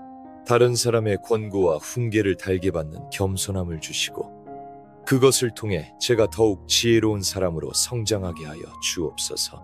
말하기는 더디하고 듣기는 속히 하는 훈련을 하게 하시고 저의 성급한 판단으로 다른 사람에게 상처를 주지 않도록 도와주시옵소서. 이 밤 고요함 속에서 세상의 소리가 아닌 주님의 세미한 음성을 듣는 귀가 열리기를 소망합니다. 파트 17. 계획과 성취. 하나님의 주권을 인정하는 지혜. 우리는 삶 속에서 많은 계획을 세웁니다.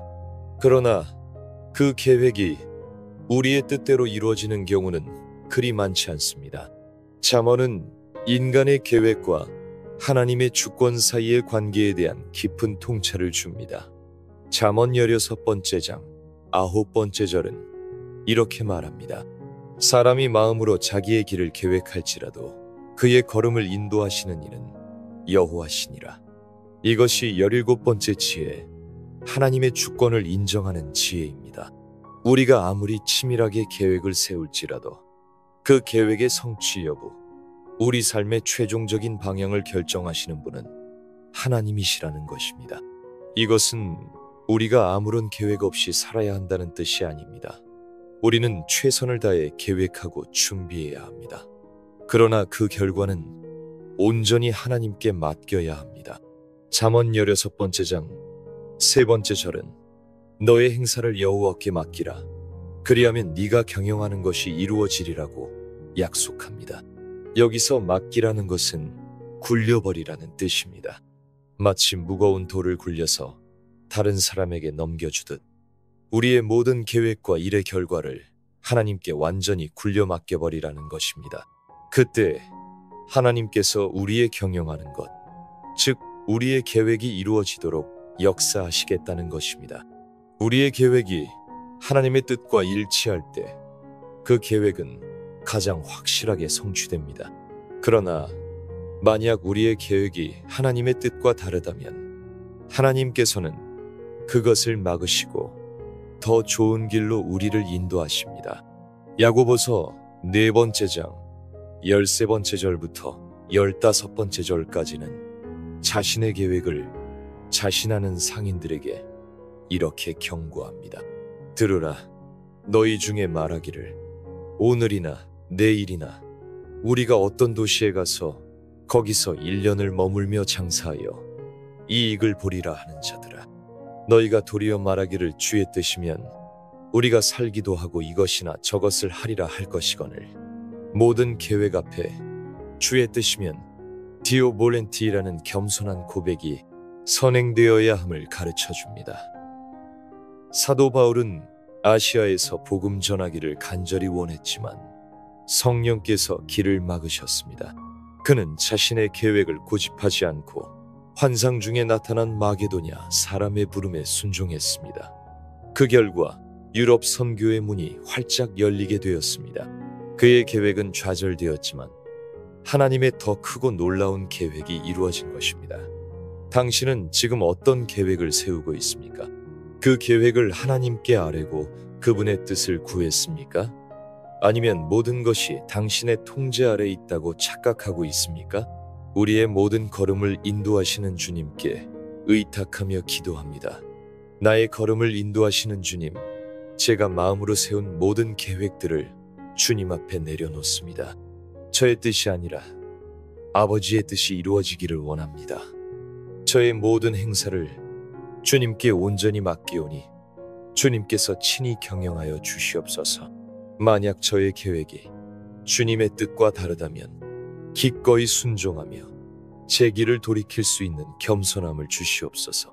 이 밤 내일의 염려를 모두 주님께 맡기고 저를 향한 주님의 선하신 계획을 신뢰하며 평안히 잠들기 원합니다. 파트 18. 포도주와 독주를 멀리하는 절제의 지혜. 잠언은 우리의 영적 생활뿐만 아니라 육체적 건강과 건전한 삶을 위해서도 구체적인 조언을 아끼지 않습니다.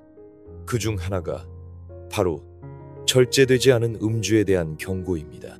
잠언 20번째 장 1번째 절은 이렇게 말합니다. 포도주는 거만하게 하는 것이요 독주는 떠들게 하는 것이라. 이에 미혹되는 자마다 지혜가 없느니라. 이것이 18번째 지혜, 절제의 지혜입니다. 술은 사람을 교만하고 거만하게 만들며 이성을 잃고 소란을 피우게 하는 힘이 있다는 것입니다. 이러한 술의 힘에 미혹되어 끌려다니는 것은 지혜 없는 행동이라고 분명히 말합니다. 잠언은 술의 파괴적인 결과를 매우 현실적으로 묘사합니다. 잠언 23번째 장 29번째 절부터 35번째 절까지는 술 취한 자의 비참한 모습을 보여줍니다. 재앙이 뉘게 있느뇨, 근심이 뉘게 있느뇨, 분쟁이 뉘게 있느뇨, 원망이 뉘게 있느뇨. 술은 불꽃 안에서 번쩍이며 순하게 내려가나니 너는 그것을 보지도 말지어다.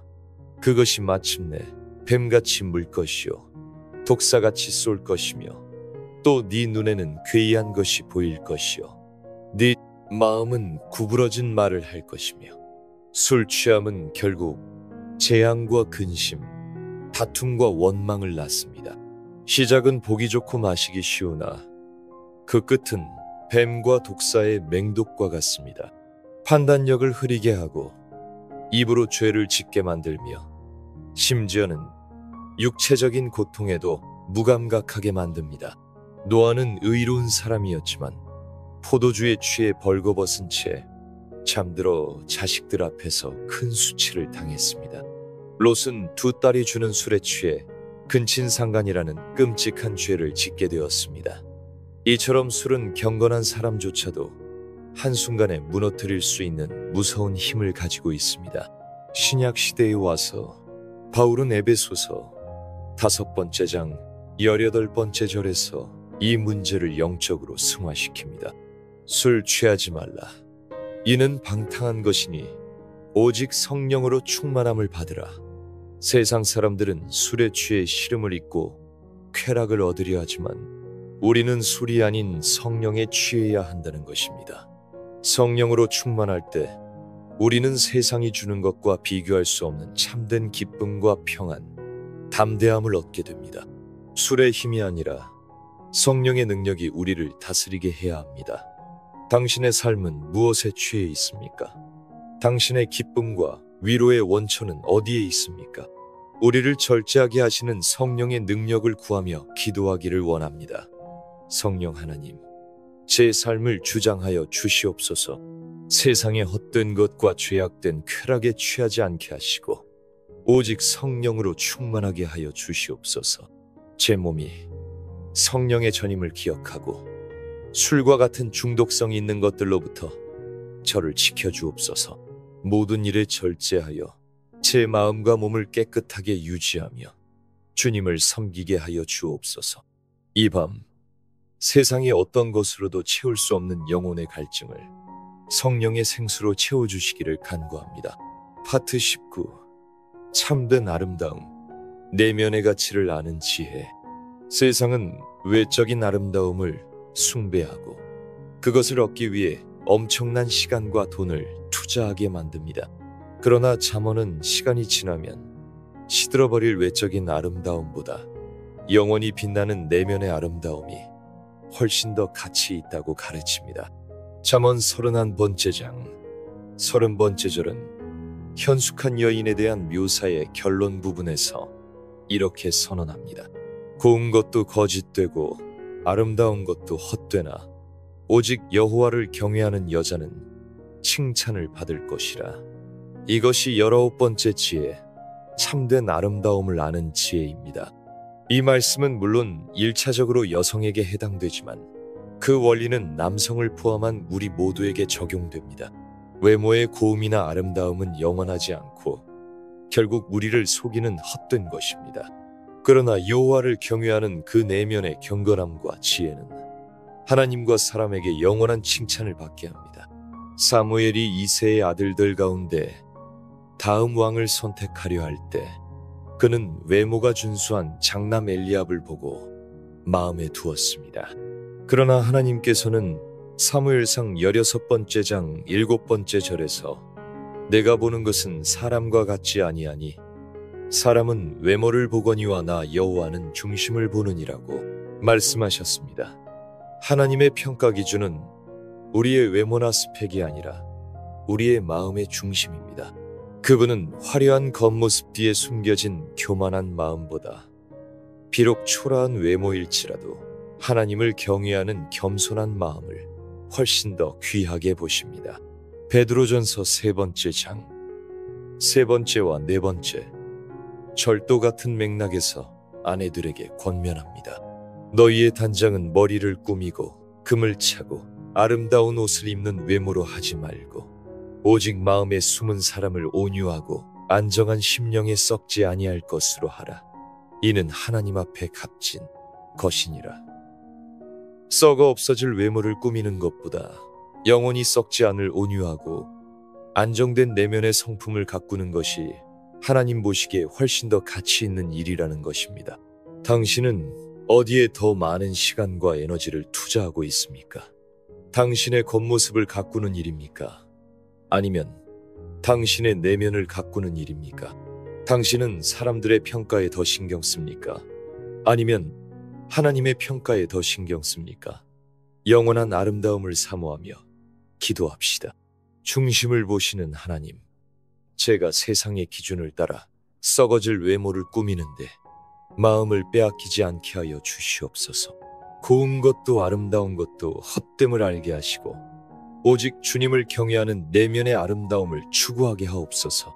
제 마음에 온유하고 안정한 심령에 썩지 아니할 것으로 단장하여 주사 하나님 보시기에 값진 자가 되게 하여 주옵소서. 이 밤 제 외모에 대한 모든 열등감과 교만함을 내려놓고 주님 안에서 저의 참된 가치를 발견하며 평안히 쉬기 원합니다. 파트 20. 의인의 길. 빛나는 미래를 향한 소망의 지혜.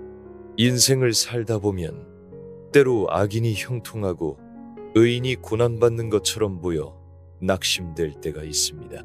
그러나 잠언은 단기적인 현상이 아니라 장기적인 관점에서 의인의 길과 악인의 길의 최종적인 결말이 어떻게 다른지를 분명하게 보여줍니다. 잠언 4번째 장 18번째 절은 우리에게 놀라운 소망을 줍니다. 의인의 길은 돋는 햇살 같아서 크게 빛나 한낮의 광명에 이르거니와. 이것이 20번째 지혜, 의인의 길에 대한 소망의 지혜입니다. 의인의 삶은 동틀녘의 희미한 햇살처럼 시작될 수 있습니다. 처음에는 미미하고 보잘것없어 보일 수 있습니다. 그러나 시간이 지날수록 그 빛은 점점 더 강렬해져서 마침내 모든 어둠이 사라진 한낮의 태양처럼 환하게 빛나게 될 것이라는 약속입니다. 이것은 의인의 삶의 결국이 완전한 승리와 영광임을 보여주는 아름다운 그림입니다. 반면에 다음 구절인 19번째 절은 악인의 길을 이렇게 묘사합니다.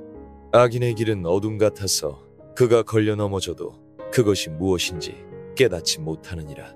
악인의 길은 처음에는 넓고 화려해 보일 수 있지만 그 본질은 어둠입니다. 그들은 결국 자기 발 앞에 장애물조차 보지 못하고 걸려 넘어지게 될 것이며 자신이 왜 넘어졌는지조차 깨닫지 못하는 비참한 결말을 맞게 될 것입니다. 시편 37편에서도 다윗은 악인의 형통을 부러워하지 말라고 거듭 권면합니다. 그는 잠시 후에는 악인이 없어지리니 네가 그곳을 자세히 살필지라도 없으리로다. 그러나 온유한 자들은 땅을 차지하며 풍성한 화평으로 즐거워하리로다 라고 노래합니다. 시편 첫 번째 편 역시 복 있는 사람, 즉 의인의 삶을 시냇가에 심은 나무가 철을 따라 열매를 맺으며 그 잎사귀가 마르지 아니함 같으니 그가 하는 모든 일이 다 형통하리로다 라고 묘사합니다. 그러나 악인은 바람에 나는 겨와 같도다 라고 말하며 그 허무한 결국을 보여줍니다. 요셉의 삶이 바로 의인의 길을 보여주는 대표적인 예입니다. 그는 형들에게 팔리고 억울한 누명을 쓰고 감옥에 갇히는 등 어둡고 힘든 시간을 보냈습니다. 그러나 그는 어떤 상황 속에서도 하나님 앞에서 의롭게 살기를 포기하지 않았습니다. 마침내 하나님께서는 그를 애굽의 총리로 높이시어 한낮의 태양처럼 빛나게 하셨습니다. 당신은 지금 어둡고 긴 터널을 지나고 있다고 느끼십니까? 악인의 번영을 보며 마음이 조급하고 낙심이 되십니까? 의인의 길은 결국 빛으로 이어진다는 약속을 굳게 붙드시기 바랍니다. 의인의 길을 소망하며 기도합니다. 빛이 되시는 주님, 저의 가는 길이 때로 어둡고 험하게 느껴질지라도 의인의 길은 결국 한낮의 광명에 이를 것이라는 주님의 약속을 신뢰합니다. 악인의 형통을 부러워하지 않게 하시고 조급한 마음으로 믿음의 길을 떠나지 않도록 저를 붙들어 주시옵소서. 제가 시냇가에 심은 나무처럼 주님의 말씀에 뿌리를 깊이 내리게 하사 때를 따라 아름다운 열매를 맺는 형통한 삶을 살게 하여 주옵소서. 이 밤 제 영혼의 모든 어둠이 물러가고 주님이 주시는 소망의 빛으로 가득 차기를 원합니다. 파트 21 지혜, 그 자체를 얻으라는 최상의 지혜. 지금까지 우리는 잠언이 가르쳐주는 여러 가지 구체적인 지혜들을 살펴보았습니다. 그러나 잠언이 우리에게 궁극적으로 얻으라고 말하는 것은 지혜의 파편들이 아니라 지혜 그 자체입니다. 잠언 4번째 7번째 절은 이렇게 말합니다. 지혜가 제일이니 지혜를 얻으라. 네가 얻은 모든 것을 가지고 명철을 얻을지니라. 이것이 21번째 지혜이자 모든 지혜의 목표입니다. 다른 모든 것을 희생해서라도 반드시 얻어야 할 최고의 가치는 바로 지혜라는 것입니다. 왜 지혜가 그토록 중요할까요? 잠언 3번째 14번째와 15번째 절은 그 가치를 이렇게 설명합니다. 이는 지혜를 얻는 것이 은을 얻는 것보다 낫고 그 이익이 정금보다 나음이니라. 지혜는 진주보다 귀하니 네가 사모하는 모든 것으로도 이에 비교할 수 없느니라. 지혜는 은이나 금, 세상의 그 어떤 보물이나 우리가 원하는 그 어떤 것보다도 비교할 수 없이 귀하고 가치 있다는 것입니다. 왜냐하면 세상의 보물은 우리에게 일시적인 만족을 줄 수 있지만 지혜는 우리에게 생명과 평강, 참된 성공을 가져다 주기 때문입니다. 잠언 3번째 16번째와 17번째 절은 지혜가 주는 선물을 나열합니다. 그의 오른손에는 장수가 있고 그의 왼손에는 부귀가 있나니 그 길은 즐거운 길이요 그의 지름길은 다 평강이니라. 지혜는 우리에게 장수와 부귀, 즐거움과 평강을 줍니다. 잠언 8번째 장에서 지혜는 의인화되어 마치 한 인격처럼 말합니다. 그리고 자신이 천지창조 이전에 하나님과 함께 있었으며 창조 사역에 참여했다고 말합니다. 그렇다면 신약의 관점에서 이 지혜의 실체는 누구일까요? 골로새서 2번째 장 3번째 절은 명확한 답을 줍니다. 그 안에는 지혜와 지식의 모든 보화가 감추어져 있느니라. 여기서 그는 바로 예수 그리스도이십니다. 예수 그리스도 자신이 바로 하나님의 지혜이며 모든 지혜와 지식의 보화가 그분 안에 감추어져 있습니다. 고린도전서 1번째 장 30번째 절 역시 예수는 하나님으로부터 나와서 우리에게 지혜와 의로움과 거룩함과 구원함이 되셨으니라고 선포합니다. 그러므로 잠언이 말하는 지혜를 얻으라는 것은 궁극적으로 예수 그리스도를 얻으라는 것입니다. 예수님을 소유하는 것이 가장 큰 지혜이며 그분을 더 깊이 알아가는 것이 최고의 명철입니다. 당신은 무엇을 얻기 위해 가장 애쓰고 있습니까? 돈입니까? 명예입니까? 성공입니까? 아니면 지혜이신 예수 그리스도이십니까? 지혜이신 주님을 온전히 소유하기를 갈망하며 기도합시다. 하나님의 지혜이신 예수 그리스도시여, 세상의 어떤 보화보다 주님 한 분을 얻는 것이 제 삶의 가장 큰 기쁨과 목적이 되게 하여 주시옵소서. 제 안에 있는 지혜와 지식의 모든 보화를 날마다 캐내어 누리게 하시고 주님을 더 깊이 알아가는 은혜를 주시옵소서. 주님 한 분만으로 만족하며 주님 안에서 참된 생명과 평강, 부유함을 누리게 하옵소서. 이 밤 제 안에 계신 가장 귀한 보배 주님으로 인해 감사하며 평안히 잠자리에 듭니다. 파트 22. 다툼을 피하고 화평을 이루는 지혜. 지혜로운 사람은 불필요한 다툼을 피하고 관계 속에서 평화를 만들어가는 사람입니다. 잠언은 다툼이 얼마나 어리석고 해로운지를 계속해서 지적합니다. 잠언 20번째 장 3번째 절은 이렇게 말합니다. 다툼을 멀리하는 것이 사람에게 영광이거늘 미련한 자마다 다툼을 일으키느니라. 이것이 22번째 지혜, 화평의 지혜입니다.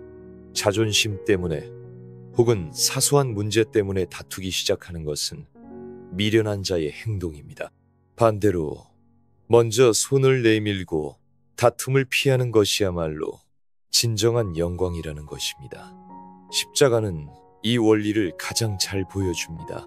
예수님은 하나님과 원수되었던 우리와 다투지 않으시고 먼저 자신을 희생하여 화목의 길을 여셨습니다. 잠언은 다툼의 시작이 얼마나 사소한 것에서 비롯될 수 있는지를 경고합니다. 잠언 17번째 장 14번째 절은 다투는 시작은 둑에서 물이 새는 것과 같은즉 싸움이 일어나기 전에 시비를 그칠 것이니라고 합니다. 처음에는 작은 균열에 불과하지만 내버려두면 댐 전체를 무너뜨리는 것 잡을 수 없는 홍수가 되는 것처럼 작은 말다툼이 관계 전체를 파괴할 수 있다는 것입니다. 그러므로 싸움이 커지기 전에 시비가 시작될 때 지혜롭게 그치는 것이 중요합니다.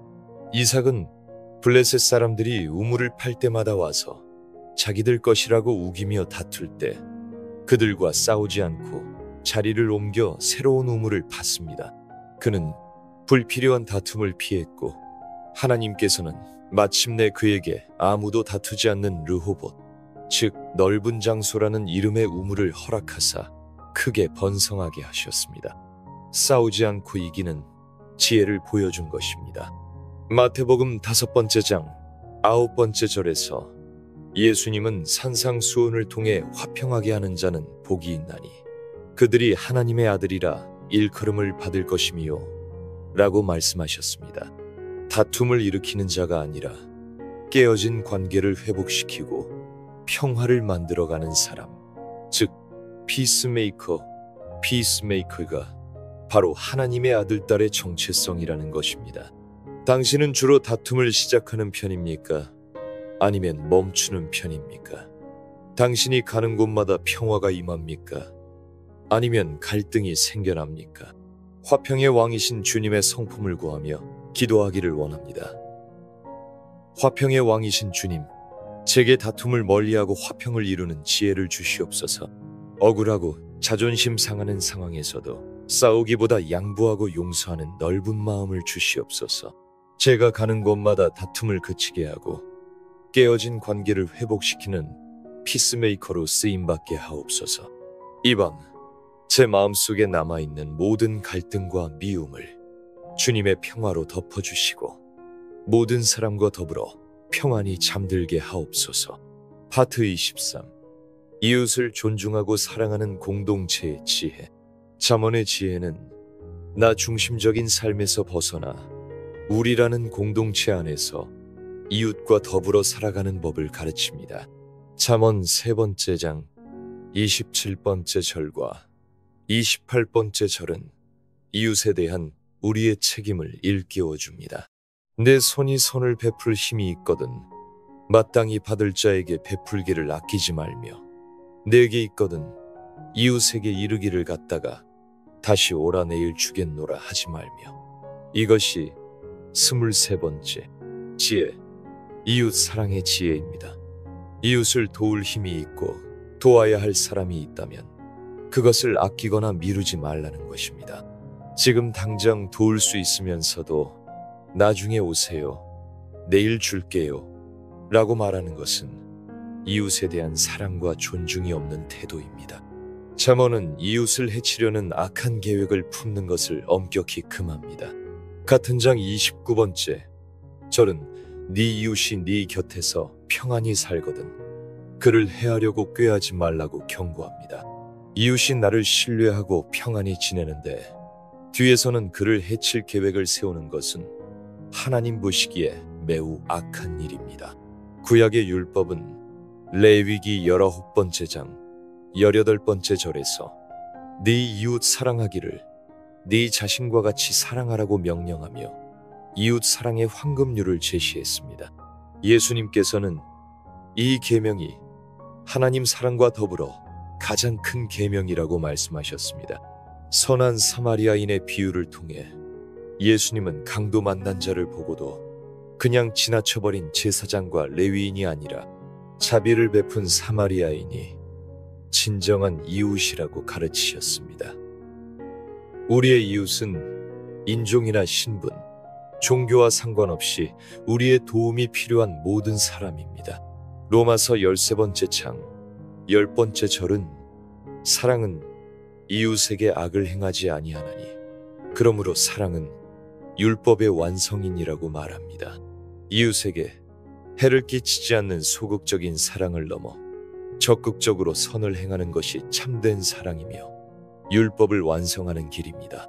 당신은 당신의 이웃을 어떻게 대하고 있습니까? 당신의 도움이 필요한 사람들을 외면하고 있지는 않습니까? 당신의 편리함 때문에 이웃에게 피해를 주고 있지는 않습니까? 진정한 이웃이 되기를 다짐하며 기도합니다. 사랑의 주님, 제 눈을 열어 제 주변의 이웃들을 보게 하여 주시옵소서. 이기적인 마음을 버리고 제 이웃을 제 몸과 같이 사랑하게 하여 주시옵소서. 제게 선을 베풀 힘이 있을 때 아끼거나 미루지 않고 즉시 나눌 수 있는 마음을 주옵소서. 다른 사람의 아픔에 공감하며 그들의 진정한 필요를 채워주는 선한 이웃이 되게 하여 주옵소서. 이 밤 제 이웃들을 위해 축복하며 사랑의 마음으로 편안히 쉬기 원합니다. 파트 24. 공의와 정의, 사회를 향한 지혜.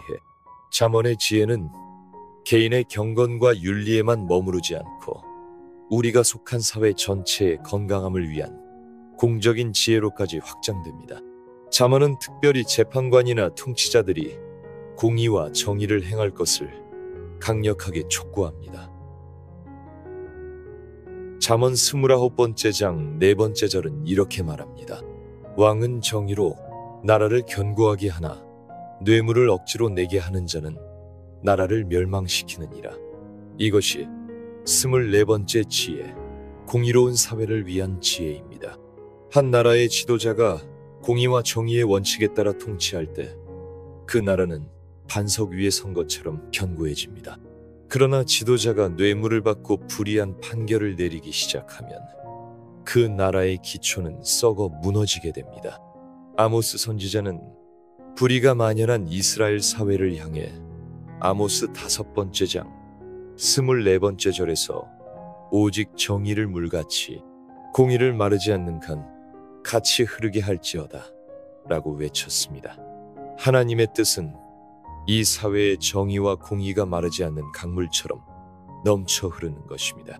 미가 선지자 또한 미가 6번째 장 8번째 절에서 사람아 주께서 선한 것이 무엇임을 네게 보이셨나니 여호와께서 네게 구하시는 것은 오직 정의를 행하며 인자를 사랑하며 겸손하게 네 하나님과 함께 행하는 것이 아니냐고 말하며 정의를 행하는 것이 하나님께서 우리에게 구하시는 것임을 분명히 했습니다.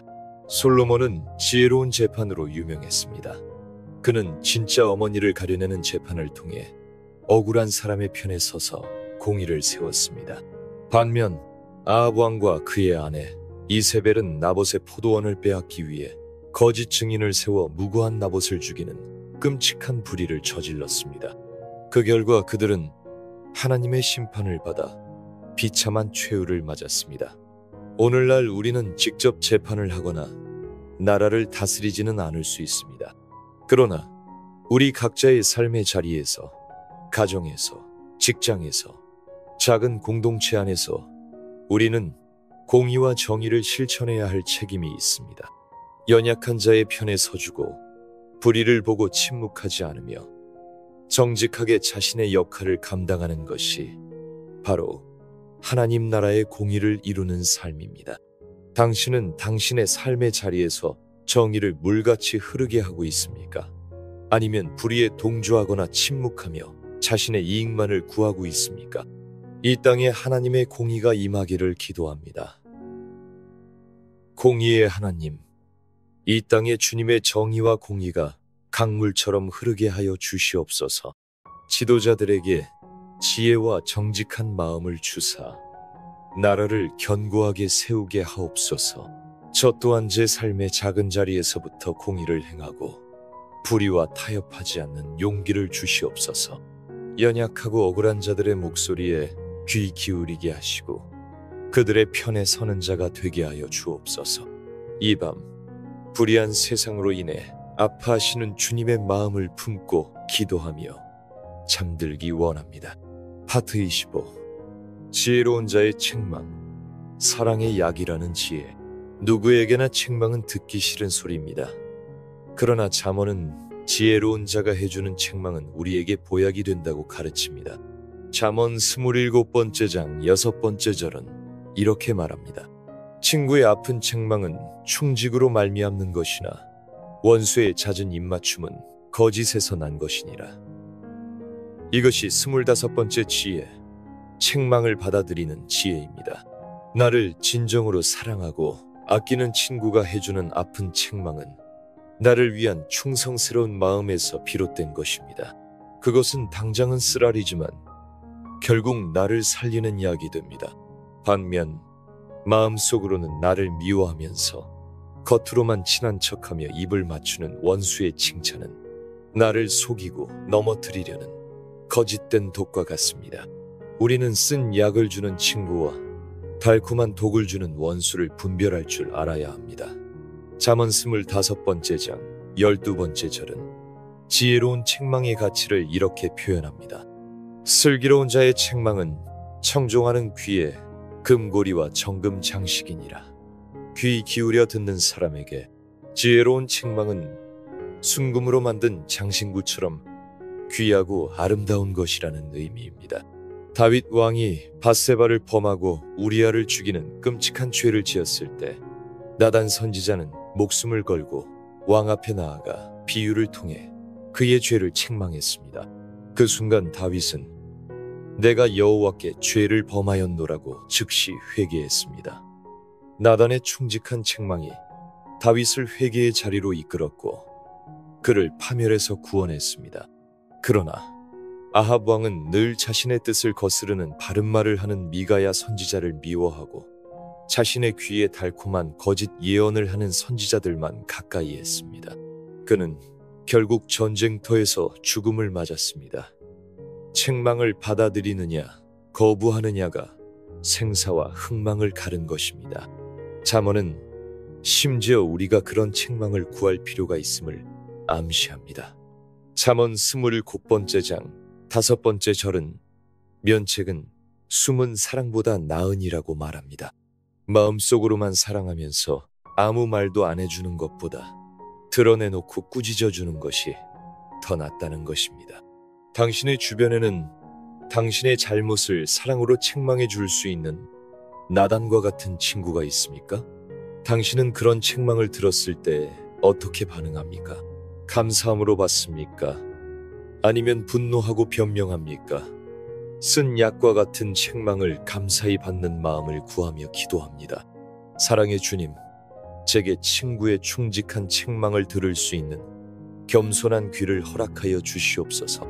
저의 교만과 아집 때문에 저를 살리는 약을 거부하는 어리석음을 범하지 않게 하옵소서.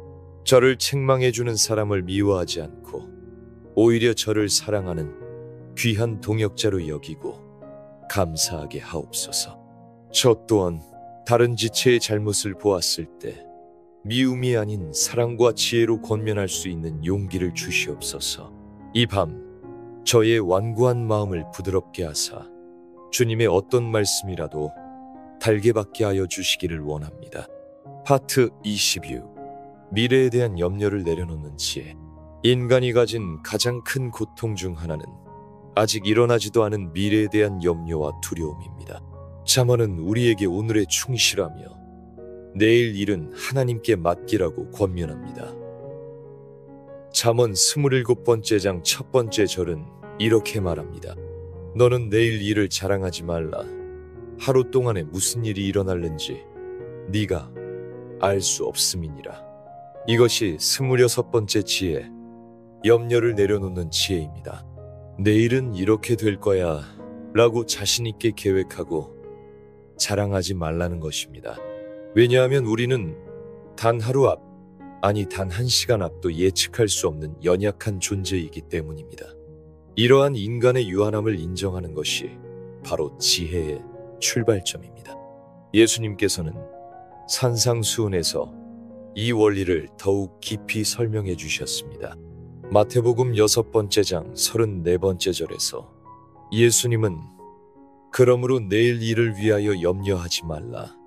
내일 일은 내일이 염려할 것이요 한날의 괴로움은 그날로 족하니라고 말씀하셨습니다. 내일의 염려를 오늘로 끌어와서 미리 할 필요가 없다는 것입니다. 오늘의 짐만으로도 충분히 힘든데 내일의 짐까지 지려고 하니 우리가 지쳐 쓰러지는 것입니다.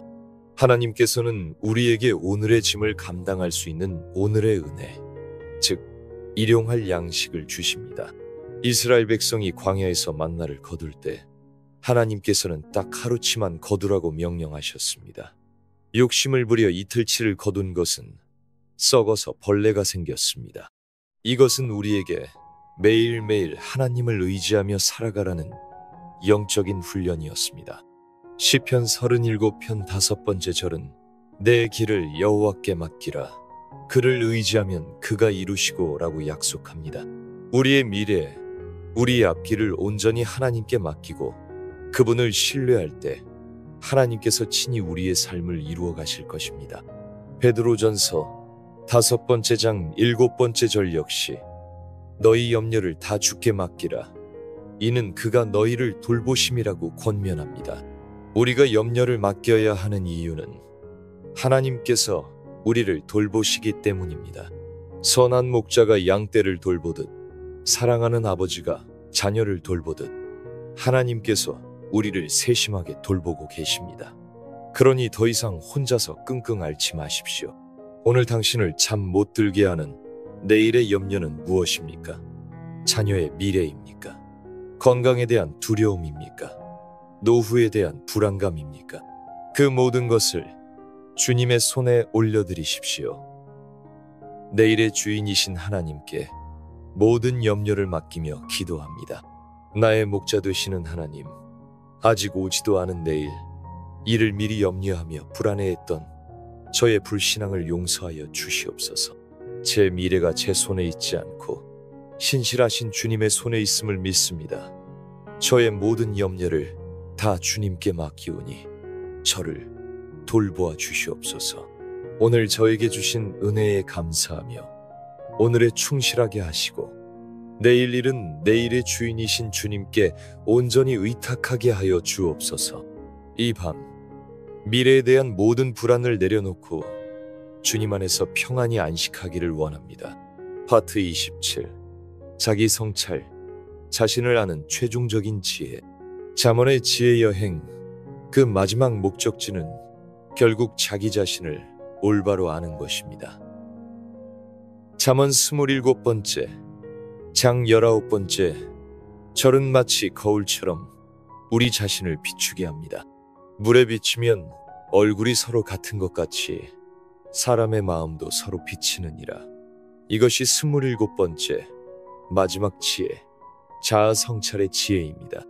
물에 내 얼굴을 비추어 보듯 다른 사람의 마음을 통해 나 자신의 마음을 비추어 볼 수 있다는 것입니다.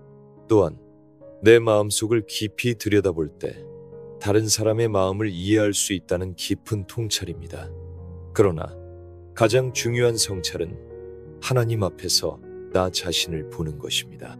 예레미야해가 3번째 장 40번째 절은 우리가 스스로 우리의 행위들을 조사하고 여호와께로 돌아가자고 촉구합니다. 자기 마음과 행동을 정직하게 살피고 그 결과 하나님께로 돌아가는 것이 참된 성찰의 목적입니다.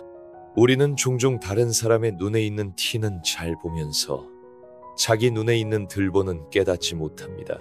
우리는 다른 사람을 판단하고 평가하는 데는 빠르지만 자기 자신을 객관적으로 돌아보는 데는 매우 인색합니다. 고린도후서 13번째 장 5번째 절에서 바울은 너희는 믿음 안에 있는가? 너희 자신을 시험하고 너희 자신을 확증하라고 명령합니다. 자기 자신의 믿음의 상태를 스스로 시험하고 점검하라는 것입니다. 이것은 구원을 의심하라는 뜻이 아니라 나의 믿음이 살아있는 진짜 믿음인지 삶의 열매로 나타나고 있는지를 돌아보라는 영적인 건강 검진과 같습니다. 다윗은 시편 139편 23번째와 24번째 절에서 위대한 기도를 드립니다. 하나님이여, 나를 살피사 내 마음을 아시며 나를 시험하사 내 뜻을 아옵소서. 내게 무슨 악한 행위가 있나 보시고 나를 영원한 길로 인도하소서. 그는 스스로 자신을 다 알 수 없음을 인정하고 모든 것을 아시는 하나님께서 자신을 살펴보고 시험하여 혹시 잘못된 길이 있다면 알려주고 영원한 길로 인도해달라고 간구했습니다. 이것이 가장 지혜로운 자기 성찰의 기도입니다. 이 밤 잠언의 모든 지혜의 말씀을 거울 삼아 당신 자신을 비추어 보십시오. 하나님을 경외하는 마음이 있습니까? 마음과 혀를 잘 지키고 있습니까? 겸손하고 정직합니까? 당신은 어떤 열매를 맺으며 살아가고 있습니까? 하나님의 빛 앞에서 우리의 모습을 정직하게 아뢰며 기도합니다. 저를 저보다 더 잘 아시는 하나님, 이 시간 주님의 말씀의 거울 앞에 제 자신을 비추어 봅니다. 저의 연약함과 숨겨진 죄악들을 주의 빛으로 드러내 주시옵소서. 내게 무슨 악한 행위가 있나 보시고 나를 영원한 길로 인도하소서. 드렸던 다윗의 기도가 저의 기도가 되게 하여 주옵소서.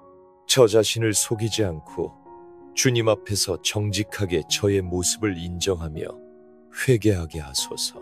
이 밤 주님의 진단과 처방에 제 영혼을 온전히 맡기며 주님 안에서 참된 회복과 평안을 누리기를 간절히 소망합니다. 저의 모든 것을 주님께 드립니다.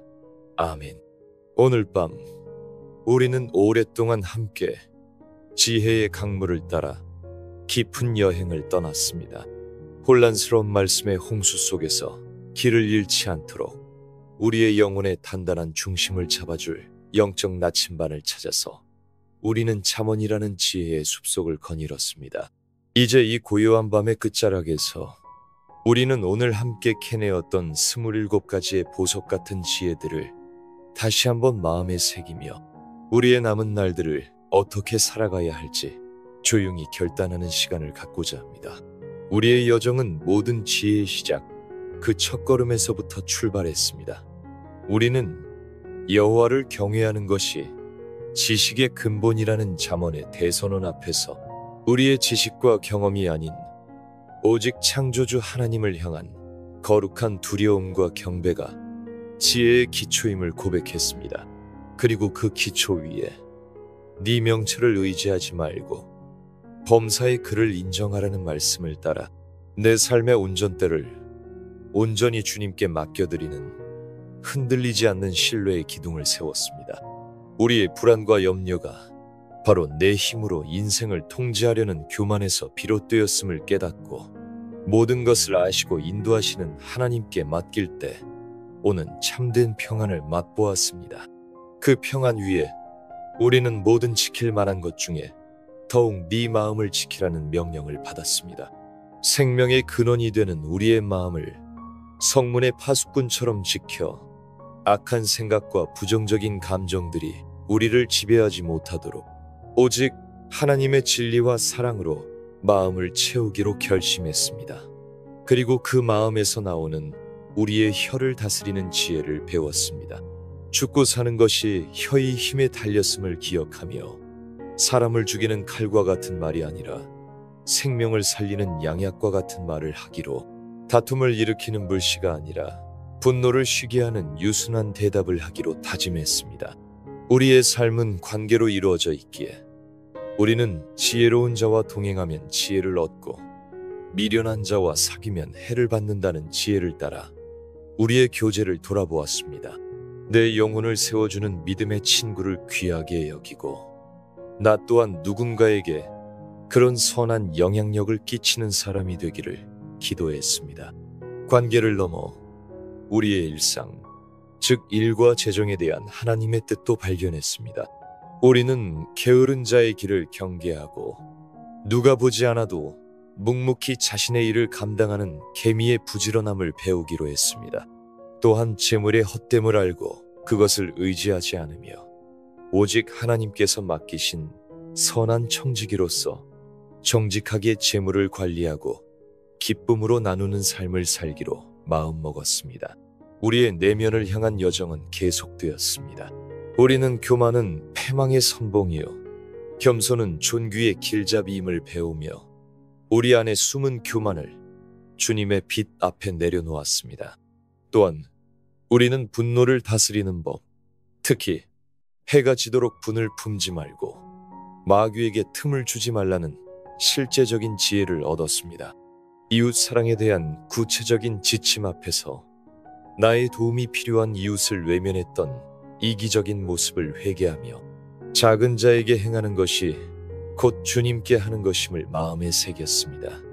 보증의 위험을 경계하고 험담을 멀리하며 말하기보다 듣기를 속히 하고 지혜로운 자의 책망을 달게 받는 겸손한 태도가 우리를 얼마나 복된 길로 인도하는지를 깨달았습니다. 더 나아가 우리는 계획은 우리가 하지만 그 걸음을 인도하시는 분은 하나님이심을 인정하며 미래에 대한 모든 염려를 주님께 맡겨드렸습니다. 헛된 것을 좇지 않고 오직 지혜 그 자체이신 예수 그리스도를 얻는 것이 가장 큰 복임을 고백했으며 우리를 향한 하나님의 수많은 증거들, 즉 끊을 수 없는 그분의 사랑과 끝까지 우리를 붙드시는 성도의 견인, 우리를 새롭게 하시는 성화의 과정, 그리고 장차 완성될 새 하늘과 새 땅의 영광스러운 소망 안에서 우리의 구원이 얼마나 확실하고 안전한지를 다시 한번 확인할 수 있었습니다. 사랑하는 당신, 이 27가지의 지혜는 이제 더 이상 성경책 속에 갇힌 글자가 아닙니다.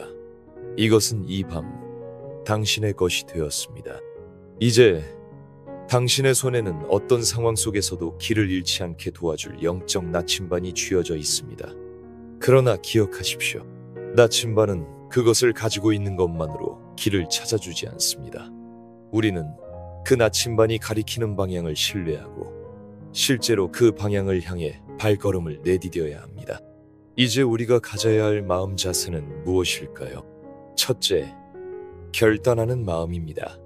이 밤 우리가 들은 말씀들을 그저 좋은 말씀으로, 감동적인 이야기로 흘려보내지 않기를 바랍니다. 내가 내일부터는 정말 혀를 조심해야지. 내가 이제부터는 정말 겸손해야지. 와 같은 작은 결단 하나하나가 당신의 삶을 변화시키는 시작점이 될 것입니다. 야고보서 첫 번째 장 22번째 절은 너희는 말씀을 행하는 자가 되고 듣기만 하여 자신을 속이는 자가 되지 말라고 경고합니다. 이 밤 단 한 가지라도 좋습니다.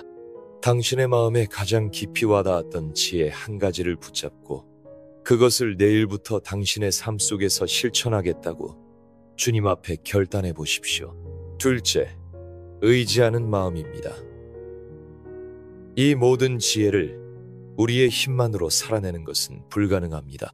결단은 수없이 하지만 우리는 또다시 넘어지고 실패하는 연약한 존재입니다. 그래서 우리는 지혜의 근원이신 성령님의 도우심을 매 순간 의지해야 합니다. 성령님, 제가 분노를 다스릴 수 있도록 도와주세요. 성령님, 제게 지혜로운 말을 할 수 있도록 제 입술을 주장해 주세요. 라고 어린아이처럼 그분께 도움을 구하십시오. 성화는 나의 노력이 아니라 내 안에 계신 성령님께 나를 내어드리는 순종을 통해 이루어집니다. 셋째, 인내하는 마음입니다. 지혜로운 삶은 하루아침에 완성되지 않습니다. 의인의 길이 돋는 햇살 같아서 점점 빛나 한낮의 광명에 이르는 것처럼 우리의 삶도 점진적으로 변화될 것입니다. 때로 넘어져도 괜찮습니다. 중요한 것은 포기하지 않고 다시 일어서서 나아가는 것입니다. 성화의 과정에서 만나는 실패 때문에 자신을 정죄하거나 구원의 확신을 잃지 마십시오. 하나님은 우리의 완벽함이 아니라 그분을 향한 우리의 중심과 방향을 보십니다. 마지막으로 감사하는 마음입니다. 우리에게 이 모든 지혜를 가르쳐 주시고 우리가 이 지혜를 따라 살 수 있도록 성령님을 보내주시며 우리가 실패할 때조차도 우리를 포기하지 않고 끝까지 붙드시는 하나님의 그 놀라운 은혜에 감사하십시오. 이 모든 지혜는 결국 우리를 율법의 짐 아래로 이끄는 것이 아니라 진리 안에서 참된 자유와 평안, 기쁨을 누리게 하기 위함입니다. 지혜롭게 사는 삶은 무거운 짐이 아니라 하나님께서 주시는 가장 큰 축복의 길입니다. 이제 고요히 눈을 감으십시오. 이 밤 당신과 함께한 27가지의 지혜들이 당신의 영혼 깊은 곳에 뿌리를 내리고 당신의 삶 속에서 풍성한 열매를 맺게 되기를 축복합니다. 더 이상 혼란스러운 말씀에 홍수 속에서 표류하지 마십시오. 당신의 손에는 이제 확실한 영적 나침반이 있습니다. 복잡한 문제 앞에서, 어려운 선택 앞에서 이 나침반을 꺼내어 방향을 확인하십시오. 그러면 당신은 가장 안전하고 복된 길을 발견하게 될 것입니다. 오늘 밤 주님께서 당신의 모든 무거운 짐을 대신 져주시고 지혜의 말씀으로 당신의 영혼을 새롭게 하셨음을 믿습니다. 이제 당신의 영혼은 평안합니다. 당신의 갈 길은 분명합니다. 지혜의 왕이신 주님께서 당신의 손을 붙잡고 동행하실 것입니다. 그 약속을 신뢰하며 주님이 주시는 가장 깊고 평안한 안식 속으로 들어가시기를 바랍니다. 이 밤뿐만 아니라 당신의 남은 모든 날들이 하나님의 지혜와 함께하는 복된 여정이 되기를 우리 구주 예수 그리스도의 이름으로 간절히 축복하며 기도합니다. 아멘. 평안한 밤 되십시오.